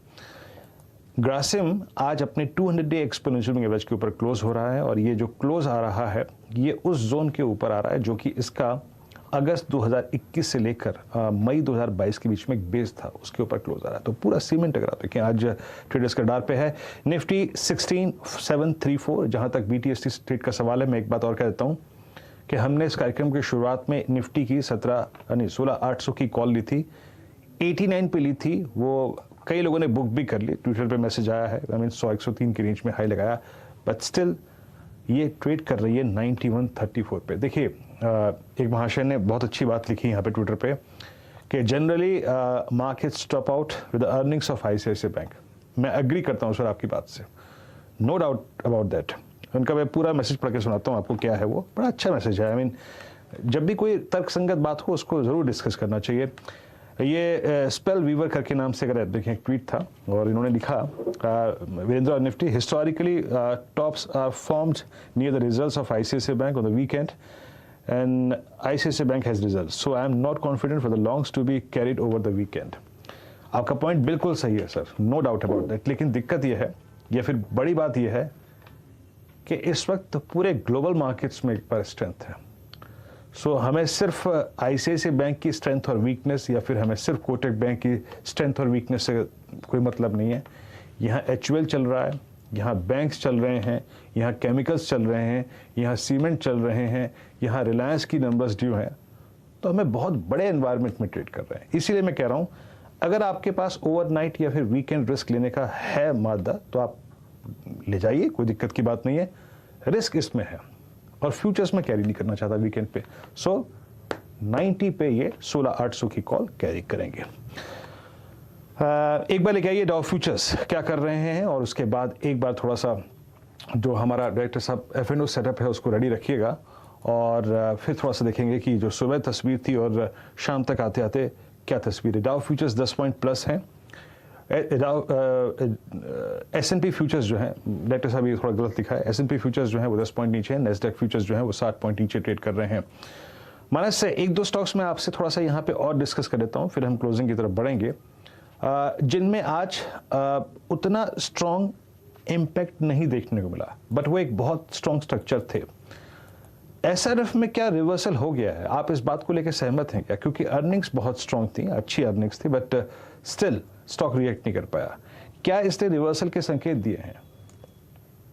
देखिए डिसअपॉइंट किया है, लेकिन रिवर्सल के संकेत के लिए तो उसको 20 डे मूविंग एवरेज के नीचे जाना पड़ेगा, उसके नीचे की क्लोजिंग लेनी पड़ेगी। तो मैं समझता हूं कि अगर किसी के पास पोजीशन है तो आप बने रह सकते हैं 2250 के नीचे, जो कि इसका 20 डे मूविंग एवरेज है, उसके नीचे स्टॉप लॉस रखिए। खरीदारी करने के लिए नहीं बोलूंगा, लेकिन अगर पोजीशन किसी के पास है तो बिल्कुल आप स्टॉप लॉस के साथ बने रह सकते हैं, लेकिन अब फ्रेश खरीदारी तभी करें जब 2350 के ऊपर के लेवल आपको देखने को मिले।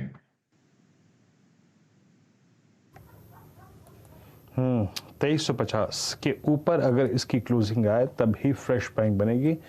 आज उस लेवल को इसने अगर आप देखें एक्सेप्ट नहीं किया, रिजेक्ट कर दिया, और कल इस पर एक डेडिकेटेड डिस्कशन हुआ भी था। देखिए आज दरअसल हुआ क्या, एक तो इसको ज़रूरत से ज़्यादा ही बड़ी ओपनिंग मिल गई, 2410 जाके स्ट्राइक कर दिया। मुझे याद है कल इसकी कॉल जो थी 2400 की, मैं बताता हूँ कितने में ट्रेड कर रही थी, एक 30-31 रुपए के आसपास ट्रेड कर रही थी इसकी कॉल। सुबह वो खुली थी 45 पे, तो क्या हुआ था कि उसको कॉल राइटर को एक मौका मिल गया, और उसके बाद पूरे दिन ये स्टॉक प्रेस होता रहा, कोलैप्स होता रहा। एक स्टॉक और लेके आइए जिस पर मैं यहाँ बात करना चाहूँगा, जिस पे आज थोड़ी सी सॉफ्टनेस दिखी है, एक बार पूरा का पूरा कैपिटल गुड्स स्पेस रखिएगा। इस पर आपकी राय चाहूँगा समित, क्या कमिंस आज जो हल्का सा बैकफुट पे आ गया, एक बार कमिंस का चार्ट रखेंगे प्लीज, या फिर सिमेंस या फिर एबीबी या फिर एलएनटी की नेक्स्ट वीक अर्निंग भी है, प्रीएम्प्ट करना हो और थोड़े से डिप को बाय करना हो, तो इसमें से सबसे बेहतरीन चार्ट कौन सा लग रहा है आपको? देखिए, इसमें से दो स्टॉक्स काफी अच्छे लग रहे हैं, एलएनटी और Cummins. L and T being the leader, हम अभी भी एलएनटी के साथ जाना चाहेंगे, जिसमें ओवरऑल स्ट्रक्चर काफी अच्छा बन गया उसका। काफी टाइम से ये स्टॉक कंसोलिडेट करा था और ये जो एक स्लम्बर फेज बन चुका था, वहां से ये स्टॉक ने कहीं ना कहीं ब्रेकआउट दिया हुआ है। तो डेप्थ कोई भी आती है एलएनटी में हम बाइंग की सलाह देंगे, और इसमें लगभग आपको 1850 प्लस के लेवल्स आने वाले 1 या 2 वीक में एलएनटी में दिख सकते हैं, फॉलोड बाय क्यूमेंस। क्यूमेंस की अगर बात करें तो लास्ट 3-4 दिनों में क्यूमेंस ने काफी एक स्ट्रॉन्ग रैली दी थी, तो कहीं ना कहीं एक माइनर पुल बैक या प्रॉफिट बुकिंग आना लाजमी था, और वही हम आज देख रहे हैं। स्टॉक में 1150-40 के आसपास काफी एक स्ट्रॉन्ग सपोर्ट है, और यहाँ से ये ऑलरेडी अनचार्टेड टेरिटरी में आने के लिए तैयार है, और जैसे ही 1250 का लेवल ब्रेक होता है, फिर आपको ये स्टॉक 1320-1340 के जोन तक भी जाते हुए दिख सकता है।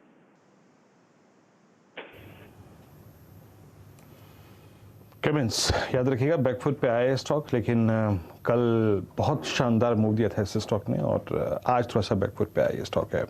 16717 निफ्टी, और निफ्टी बैंक करीब 36727। निफ्टी आईटी को अगर आप देखें तो ये भी हल्का सा बैकफुट पे आया, लेकिन याद रखिएगा निफ्टी आईटी की क्लोजिंग किसी भी लिहाज से खराब क्लोजिंग नहीं है। ठीक है, आज बैकफुट पे आया, 0.5% रिट्रेस हुआ, 168 रैंक रिट्रेस हुआ, लेकिन it's now well above 20-day exponential moving average. वहाँ से करीब करीब समझ लीजिएगा कि आपका एक अच्छा खासा डिस्टेंस मेंटेन्ड है। एक बार आते हैं फिर डेरिवेटिव पिक्चर्स पे, और क्या हुआ पूरे मार्केट में।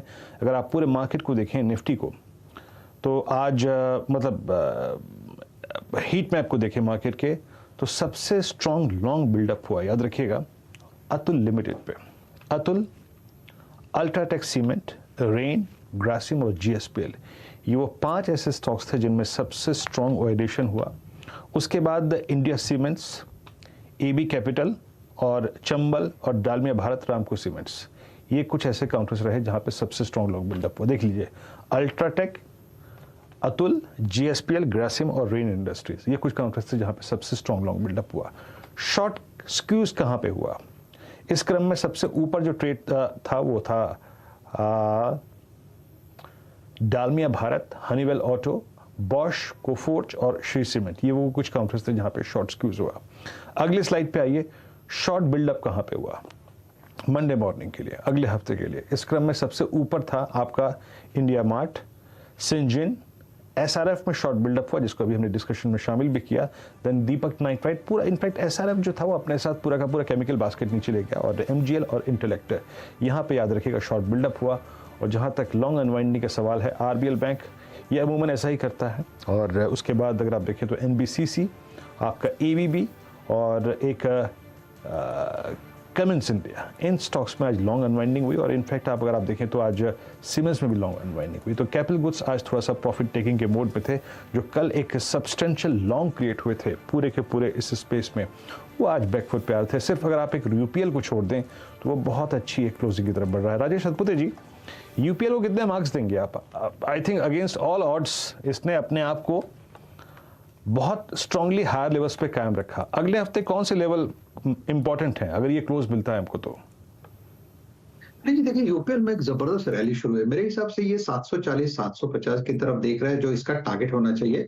और मुझे याद है कि आई थिंक वेडनेसडे या थर्सडे आपकी बात हुई थी, तब ये कुछ 670-680 के आसपास था जब इसका ब्रेकआउट पहले बार पकड़ा था।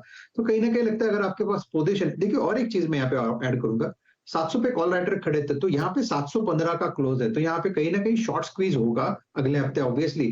तो यहाँ पे पोजीशन तो मेरे हिसाब से अगर है तो बने रहे, 715 के ऊपर का क्लोज मिल रहा है, स्टॉप लॉस होगा 690 का, और जो टारगेट सेट करके चले वो रहेगा 740 से 750। 740 से अगर आप देखें 750 तक का टारगेट आपको मिल सकता है। एक स्ट्रॉन्ग वेव थी इस स्टॉक में पिछले 2 दिन में, और उस वेव में इसने काफ़ी अच्छा खासा कामकाज किया।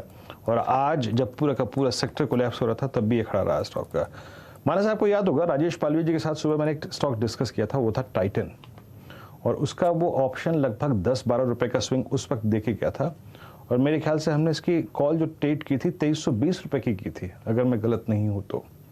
उधर 2320 की कॉल लेके आई है और इसकी क्लोजिंग देखिए क्या शानदार होने जा रही है। मानस, आपका अगर एक टेक्निकल आउटलुक जानना चाहूँ मैं, ये एक बहुत शानदार क्लोजिंग है। अगला टारगेट यहाँ पे क्या निकल के आता है?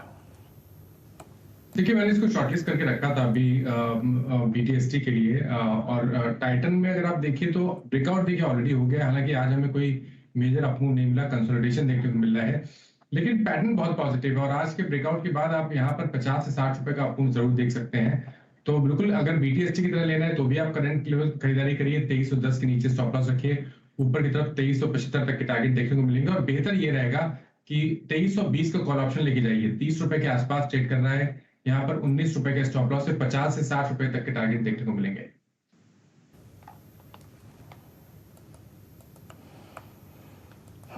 टाइटन इनफैक्ट अगर आप देखिए मानस ने आइडेंटिफाई करके रखा भी था। आज का जो सबसे बेहतरीन सेटअप वाले स्टॉक्स में अगर कोई स्टॉक शामिल था सुबह सुबह तो उसमें UPL के बाद एक ये स्टॉक था और अच्छा मूव देखे जाता हुआ। अब लेके आते हैं क्लोजिंग में, जरा प्लीज एक बार पूरा का पूरा बैंकिंग रोटेट करके लेके आइए स्क्रीन पे। लास्ट वो जो सेगमेंट जिसको मैं छूना चाहूंगा एक बार लेके आइए, उसकी क्लोजिंग देखते हैं और फिर उसमें से कोई ट्रेड पिक किया फिर बात करना चाहेंगे उसमें। Let's bring entire space. यहाँ पे मैं भी इनफैक्ट इस पूरी स्कैनिंग को स्क्रीन पे लगा के रखता हूँ, सबसे अच्छी क्लोजिंग की तरफ कौन कौन से स्टॉक बढ़ रहे हैं। Let's start with AU small finance bank. खराब क्लोजिंग, बैकफुट पे आया, 20 डीमा के आसपास क्लोज हुआ। एक्सिस बैंक की बहुत शानदार closing, above all moving averages, और साथ ही साथ याद रखिएगा वीकली चार्ट पे एक बहुत अच्छी क्लोजिंग है। बंधन बैंक नॉट एग्जैक्टली, बहुत मायूस किया इस स्टॉक ने। बैंक ऑफ बड़ौदा अपने इस दौर की हाईएस्ट ट्रैजेक्टरी के आसपास क्लोज होने की कोशिश करता हुआ स्ट्रॉन्ग ओरिएंटेशन था इस स्टॉक में। फेडरल बैंक आज उतना स्ट्रॉन्ग नहीं रहा, आज इसका एक पॉजिटिव था, अर्निंग्स के बाद जो एक मूव आया था वो आज थोड़ा सा फ्लैट रहा। HDFC बैंक ने अलॉन्ग विद HDFC एक स्ट्रॉन्ग स्विंग दिया, लेकिन HDFC बैंक की क्लोजिंग अगर आप आइसोलेशन में देखें और एग्जैक्टली विद उसको हटा के देखें HDFC से, तो ये 100 डीमा को स्ट्राइक करके आज क्लोज होता हुआ बहुत बेहतरीन क्लोजिंग की तरफ बढ़ता हुआ ICICI बैंक ऑलमोस्ट हिट करता हुआ अपना 800 का स्तर। और मैं एक बात फिर कह रहा हूं कि वीकेंड पे थोड़ा सा इसके नंबर्स को रीड करने की कोशिश कीजिएगा, मंडे मॉर्निंग तैयार रहिएगा। अगर बहुत स्ट्रॉन्ग नंबर्स हुए तो इसका इतना अच्छा रिएक्शन आएगा कि पूछिए मत। 26 अक्टूबर 2021 प्लीज वीकली का जरा ICICI बैंक की कैंडलस्टिक चार्ट रखिएगा। 21 अक्टूबर 2021 से लेके जो अब तक की एक फॉलिंग चैनल है उसको ये स्टॉक क्रॉस करने की तैयारी कर रहा है। सबसे बेहतरीन सेटअप अगर किसी स्टॉक का है तो वो ये है। इंडसइंड बैंक बहुत, अगर आप देखिए स्मार्ट क्लोजिंग तो नहीं थी, लेकिन कोटक जो है वो एक टिपिकल फ्लैग को कहीं ना कहीं पूरा करने की कोशिश कर रहा है। आशीष बहती पॉसिबली, अगर आप देखें ये लास्ट कमेंट है कि इस स्टॉक पे आपका व्यू कोटक पे क्या होगा। अगर कोटक के नंबर्स अच्छे रहे और ये मंडे को अपनी जर्नी 1840 के ऊपर से शुरू करता है तो क्या, या फिर वॉलेट करता है 1790 तो क्या? जी वीरेन जी, जिस हिसाब से कोटक ने आज डिप आया था लेकिन अपने 200 डेमा पे एक सपोर्ट लेकर वहीं से एक बाउंस बैक दिया है। काफ़ी इंप्रेसिव ओवरऑल स्ट्रक्चर बना हुआ है कोटक का। हमें लगता है कि अगर 1840 क्रॉस करता है तो इसमें फ्रेश 1890 तक की भी जगह बनी हुई है। अगर 1790 के नीचे स्लिप कर जाता है तो फिर इसका 20 डेमा जो है ये उसे रीगेन टेस्ट जरूर करेगा, जो कि 1765 के थ्रू है। अगर किसी को इसमें पोजीशन बनानी है कोटक में तो ऑप्शन के थ्रू बना के ले जाना की सलाह रहेगी। 1820 का एक कॉल खरीदने की सलाह रहेगी, करीब 30 रुपए के करीब चल रहा है। 15 रुपए का स्टॉप लॉस लगाना और 50 रुपए तक के टारगेट्स के लिए।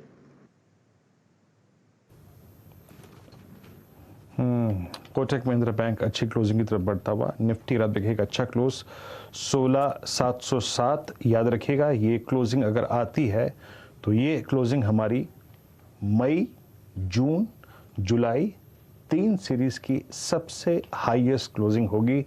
और इस क्लोजिंग में इंपॉर्टेंस क्या है, इस क्लोजिंग में महत्व क्या है कि पिछले 2 सेशन में 3 सेशन में FIs एक सब्सटेंशियल बायर हैं, लेकिन उससे भी बड़ी बात यह है कि उनकी तरफ से कल 10,000 कॉन्ट्रैक्ट लॉन्ग थे, लेकिन उससे भी बड़ी बात यह है कि पिछले 2 सेशन में इन्होंने करीब 30,000 कॉन्ट्रैक्ट शॉर्ट्स को कवर किया है।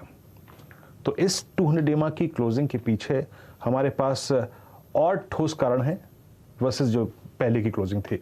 मीनवेल हमारे स्क्रीन पे बंधन बैंक के नंबर्स हैं। मेरे पास मुनाफा अगर आप देखें 370 करोड़ से बढ़कर करीब 886 करोड़ रुपए। आई think it's multifold. I think जो नंबर है ये 886 है। यस, 886 एक बार को मेरे को लग रहा था। और ग्रॉस एनपीएज याद रखिए, हालांकि जीएनपीए जो है वो 6.46 से बढ़कर 7.25 यानी करीब करीब 54 और आप समझ लीजिए 25 यानी करीब करीब 79 बेसिस पॉइंट का इजाफा हुआ है यहाँ पे ग्रॉस एनपीएज में। और नेट एनपीएज 1.66 से बढ़कर 1.92 की ट्रिजेक्टरी में रहे हैं हम। तो यहाँ पे एनपीएज और ग्रॉस एनपीएज एसेट्स क्वालिटी जो है वो थोड़ी सी खराब हुई है इस क्वार्टर में, नो डाउट। लेकिन प्रॉफिट की फिगर्स पे शायद इनिशियली बाजार रिएक्ट करता हुआ। एक बार बंधन बैंक का टिक बाय टिक चार्ट लेके आएंगे प्लीज। बंधन बैंक क्या कर रहा है इन नंबर्स पे एट 384। थोड़ा सा मैं इसका टिक बाय टिक चार्ट करूँ अपनी स्क्रीन पे कन्वर्ट, नहीं स्टॉक अगर आप देखें नेगेटिव रिएक्ट करता हुआ। एक स्पाइक आया था प्रॉफिट्स की फिगर को देखने के बाद, लेकिन शायद बताओ ट्रेडर अगर मैं किसी चीज़ पे ध्यान देता तो वो था ग्रॉस एनपीएस की फिगर जो कि स्ट्रीट के अनुमान से और आई थिंक किसी भी अगर आप देखें मापदंड से आपने अपने अभी तक 2-3 बैंकों के नतीजे देखे होंगे, स्पेशली अगर आप कंपेयर करें फेडरल बैंक से तो उनकी एसेट्स क्वालिटी में कितना सुधार था। बट आई थिंक ये प्राइमा फेसिया खराब रखते हुए ग्रॉस एनपीएस 6.46 से बढ़कर करीब 7.25। एसेट्स क्वालिटी के फ्रंट पे ये नंबर्स थम्स डाउन। आगे बढ़ते हैं, अब हम क्लोजिंग की तरफ बढ़ रहे हैं। आइए एक बार एक एक करके स्टॉक्स लेके आएंगे। लोन ग्रोथ करीब करीब रही इनकी 20.3 अभी कुछ देर पहले, आपको याद होगा, हालांकि ये एक एप्पल टू एप्पल कंपैरिजन नहीं है, लेकिन हमने कुछ देर पहले देखा जब हम कैनफिन होम से बात कर रहे थे, उनकी लोन ग्रोथ करीब 24% रही थी। इनकी करीब करीब आप देखें तो since it's a bank not exactly housing finance company, इनकी करीब 20% की अगर आप देखें ग्रोथ रही है। क्लोजिंग की तरफ बढ़ते हुए आज के स्मार्ट प्राइस परफॉर्मर लगभग अतुल लिमिटेड यहाँ पे 5% का इजाफा, rain, India cements, Bosch, city union bank की कुछ काउंटर जिनमें आज सब्सटेंशियल मूव रहा, अच्छा मूव रहा। लेकिन बैकफुट पे क्या रहा आज संजन, एनबीसीसी, आरती इंडस्ट्रीज, एबीबी और अमराजा बैटरीज, ये कुछ ऐसे काउंटर्स जहाँ पे आएगा आप देखें तो काफ़ी पेन रहा। निफ्टी जैसे कि मैं कह रहा था कि ये क्लोजिंग बेहद शानदार है और इस क्लोजिंग के पीछे सबसे इंपॉर्टेंट बात है कि ह्यूज शॉर्ट स्क्यूज एफआईएस का और उनकी कैश की बाइंग, ग्लोबल एनवायरनमेंट थोड़ा ठीक ठाक और साथ ही साथ आपका जो अर्निंग सीजन है अब तक वो सपोर्ट करता हुआ। और सबसे बड़ी बात है कि इस बार इस मूव में बैंक निफ्टी पार्टिसिपेट कर रहा है, निफ्टी आइसोलेशन में नहीं। अगर आप देखें तो वो पूरी मदद इसको देता हुआ इस वक्त बैंक्स। और एक और चीज़ याद रखिएगा, इस बार मिड कैप बहुत अच्छे अंदाज में है, हालांकि आज थोड़ा सॉफ्ट रहा, लेकिन मिड कैप भी इस बार 200 डे एक्सपोनेंशियल एवरेज के ऊपर बंद होता हुआ। वीकली आधार पे इस क्लोजिंग का मतलब क्या होगा, अगर आप वीकली आधार पे देखें तो we are now I think on Nifty above all moving averages on weekly chart, even 20 week exponential moving average. Nifty bank क्या करता हुआ, yes above all moving averages on weekly charts. Nifty IT इस हफ्ते थोड़ा पुल बैक मोड में रहा and thanks to Nasdaq, लेकिन आज का ये जो हाई है या फिर इस वीकली कैंडल का जो हाई है that is exactly 10 week and 100 week exponential moving average. तो इसको अगले हफ्ते जो एक बहुत महत्वपूर्ण ट्रेजेक्ट्री पार करनी है वो है करीब करीब 28,500 की और 28,800 की। और अगर स्ट्राइक करने वाली कोई चीज़ थी इस बार तो था बैंक निफ्टी, जिसकी काफ़ी शानदार क्लोजिंग। और याद रखिएगा आज HFCs, आज NBFCs का बहुत स्ट्रॉन्ग पार्टिसिपेशन था इस पूरे मूव में। और HDFC जिसमें हमने काफ़ी बात भी करी, आज 20 डे एक्सपोनेंशियल मूविंग एवरेज के ऊपर बंद हुआ। लगभग समझ लीजिएगा कि अप्रैल, मई, जून की सीरीज के बाद पहली बार आज LIC हाउसिंग फाइनेंस ये एक स्टॉक और जो कि चला, हालांकि अगर आप डेली चार्ट्स पे देखें तो it's close above all moving averages, हालांकि ऊपर टिका नहीं, लेकिन फिर भी HFCs ने आज काफ़ी स्ट्रॉन्ग पार्टिसिपेशन दिया। अच्छी क्लोजिंग 16,713 की तरफ हम बढ़ते हुए 36,725 निफ्टी बैंक 1.5% ऊपर। आज बैंक का करिश्मा था और निफ्टी करीब 2.5% ऊपर, शट लगभग 16,714 पे और निफ्टी बैंक 36,225 पे। निफ्टी आईटी आज थोड़ा सा बैकफुट पे रहा। आप ये कह सकते हैं कि जो 2 दिन का पुल बैक था वो आज थोड़ा ठंडा पड़ा, आज थोड़ा सा अगर आप देखें तो ये जिसे कहते हैं ना थकान दूर कर रहे थे अपनी, बट ठीक है हमें कोई बात नहीं। बट ओवरऑल ये एक बेहद शानदार क्लोज रहा वीकली बेसिस पे। वीकली बेसिस पे जो क्लोजिंग हुई है वो मैं आपको बयान कर ही चुका हूँ कि बेहद शानदार है, लेकिन अगर आप वीकली चार्ट्स पे देखें तो वाकई सेटअप बेहद शानदार, बस यही कहना था। आज अगर आप एडवांस डिक्लाइन रेशियो देखें शायद इवनली पॉइज था कोई बहुत, अगर आप देखें, बेहतरीन एडवांस डिक्लाइन रेशो नहीं था। आई मीन 1445 एडवांसेस थे, डिक्लाइन के लिए 1291, बट प्राइस वाइज अगर आप देखें तो ये बेहद शानदार क्लोज। बहुत बहुत शुक्रिया मानस, समित, राजेश सतपुते जी और समित चौहान जी इस कार्यक्रम में शामिल होने के लिए और सभी स्टॉक्स और इंडेक्सेस पर रखने के लिए। एक ब्रेक, और जब ब्रेक से लौटेंगे तो बात करेंगे सीधा सौदा के रिटर्न्स की, कुछ वीकली परफॉर्मेंस को देखेंगे और साथ ही साथ खिलाड़ी नंबर 1 उनसे करेंगे मुलाकात इस हफ्ते के विनर से। छोटे से ब्रेक के बाद हाजिर होते हैं।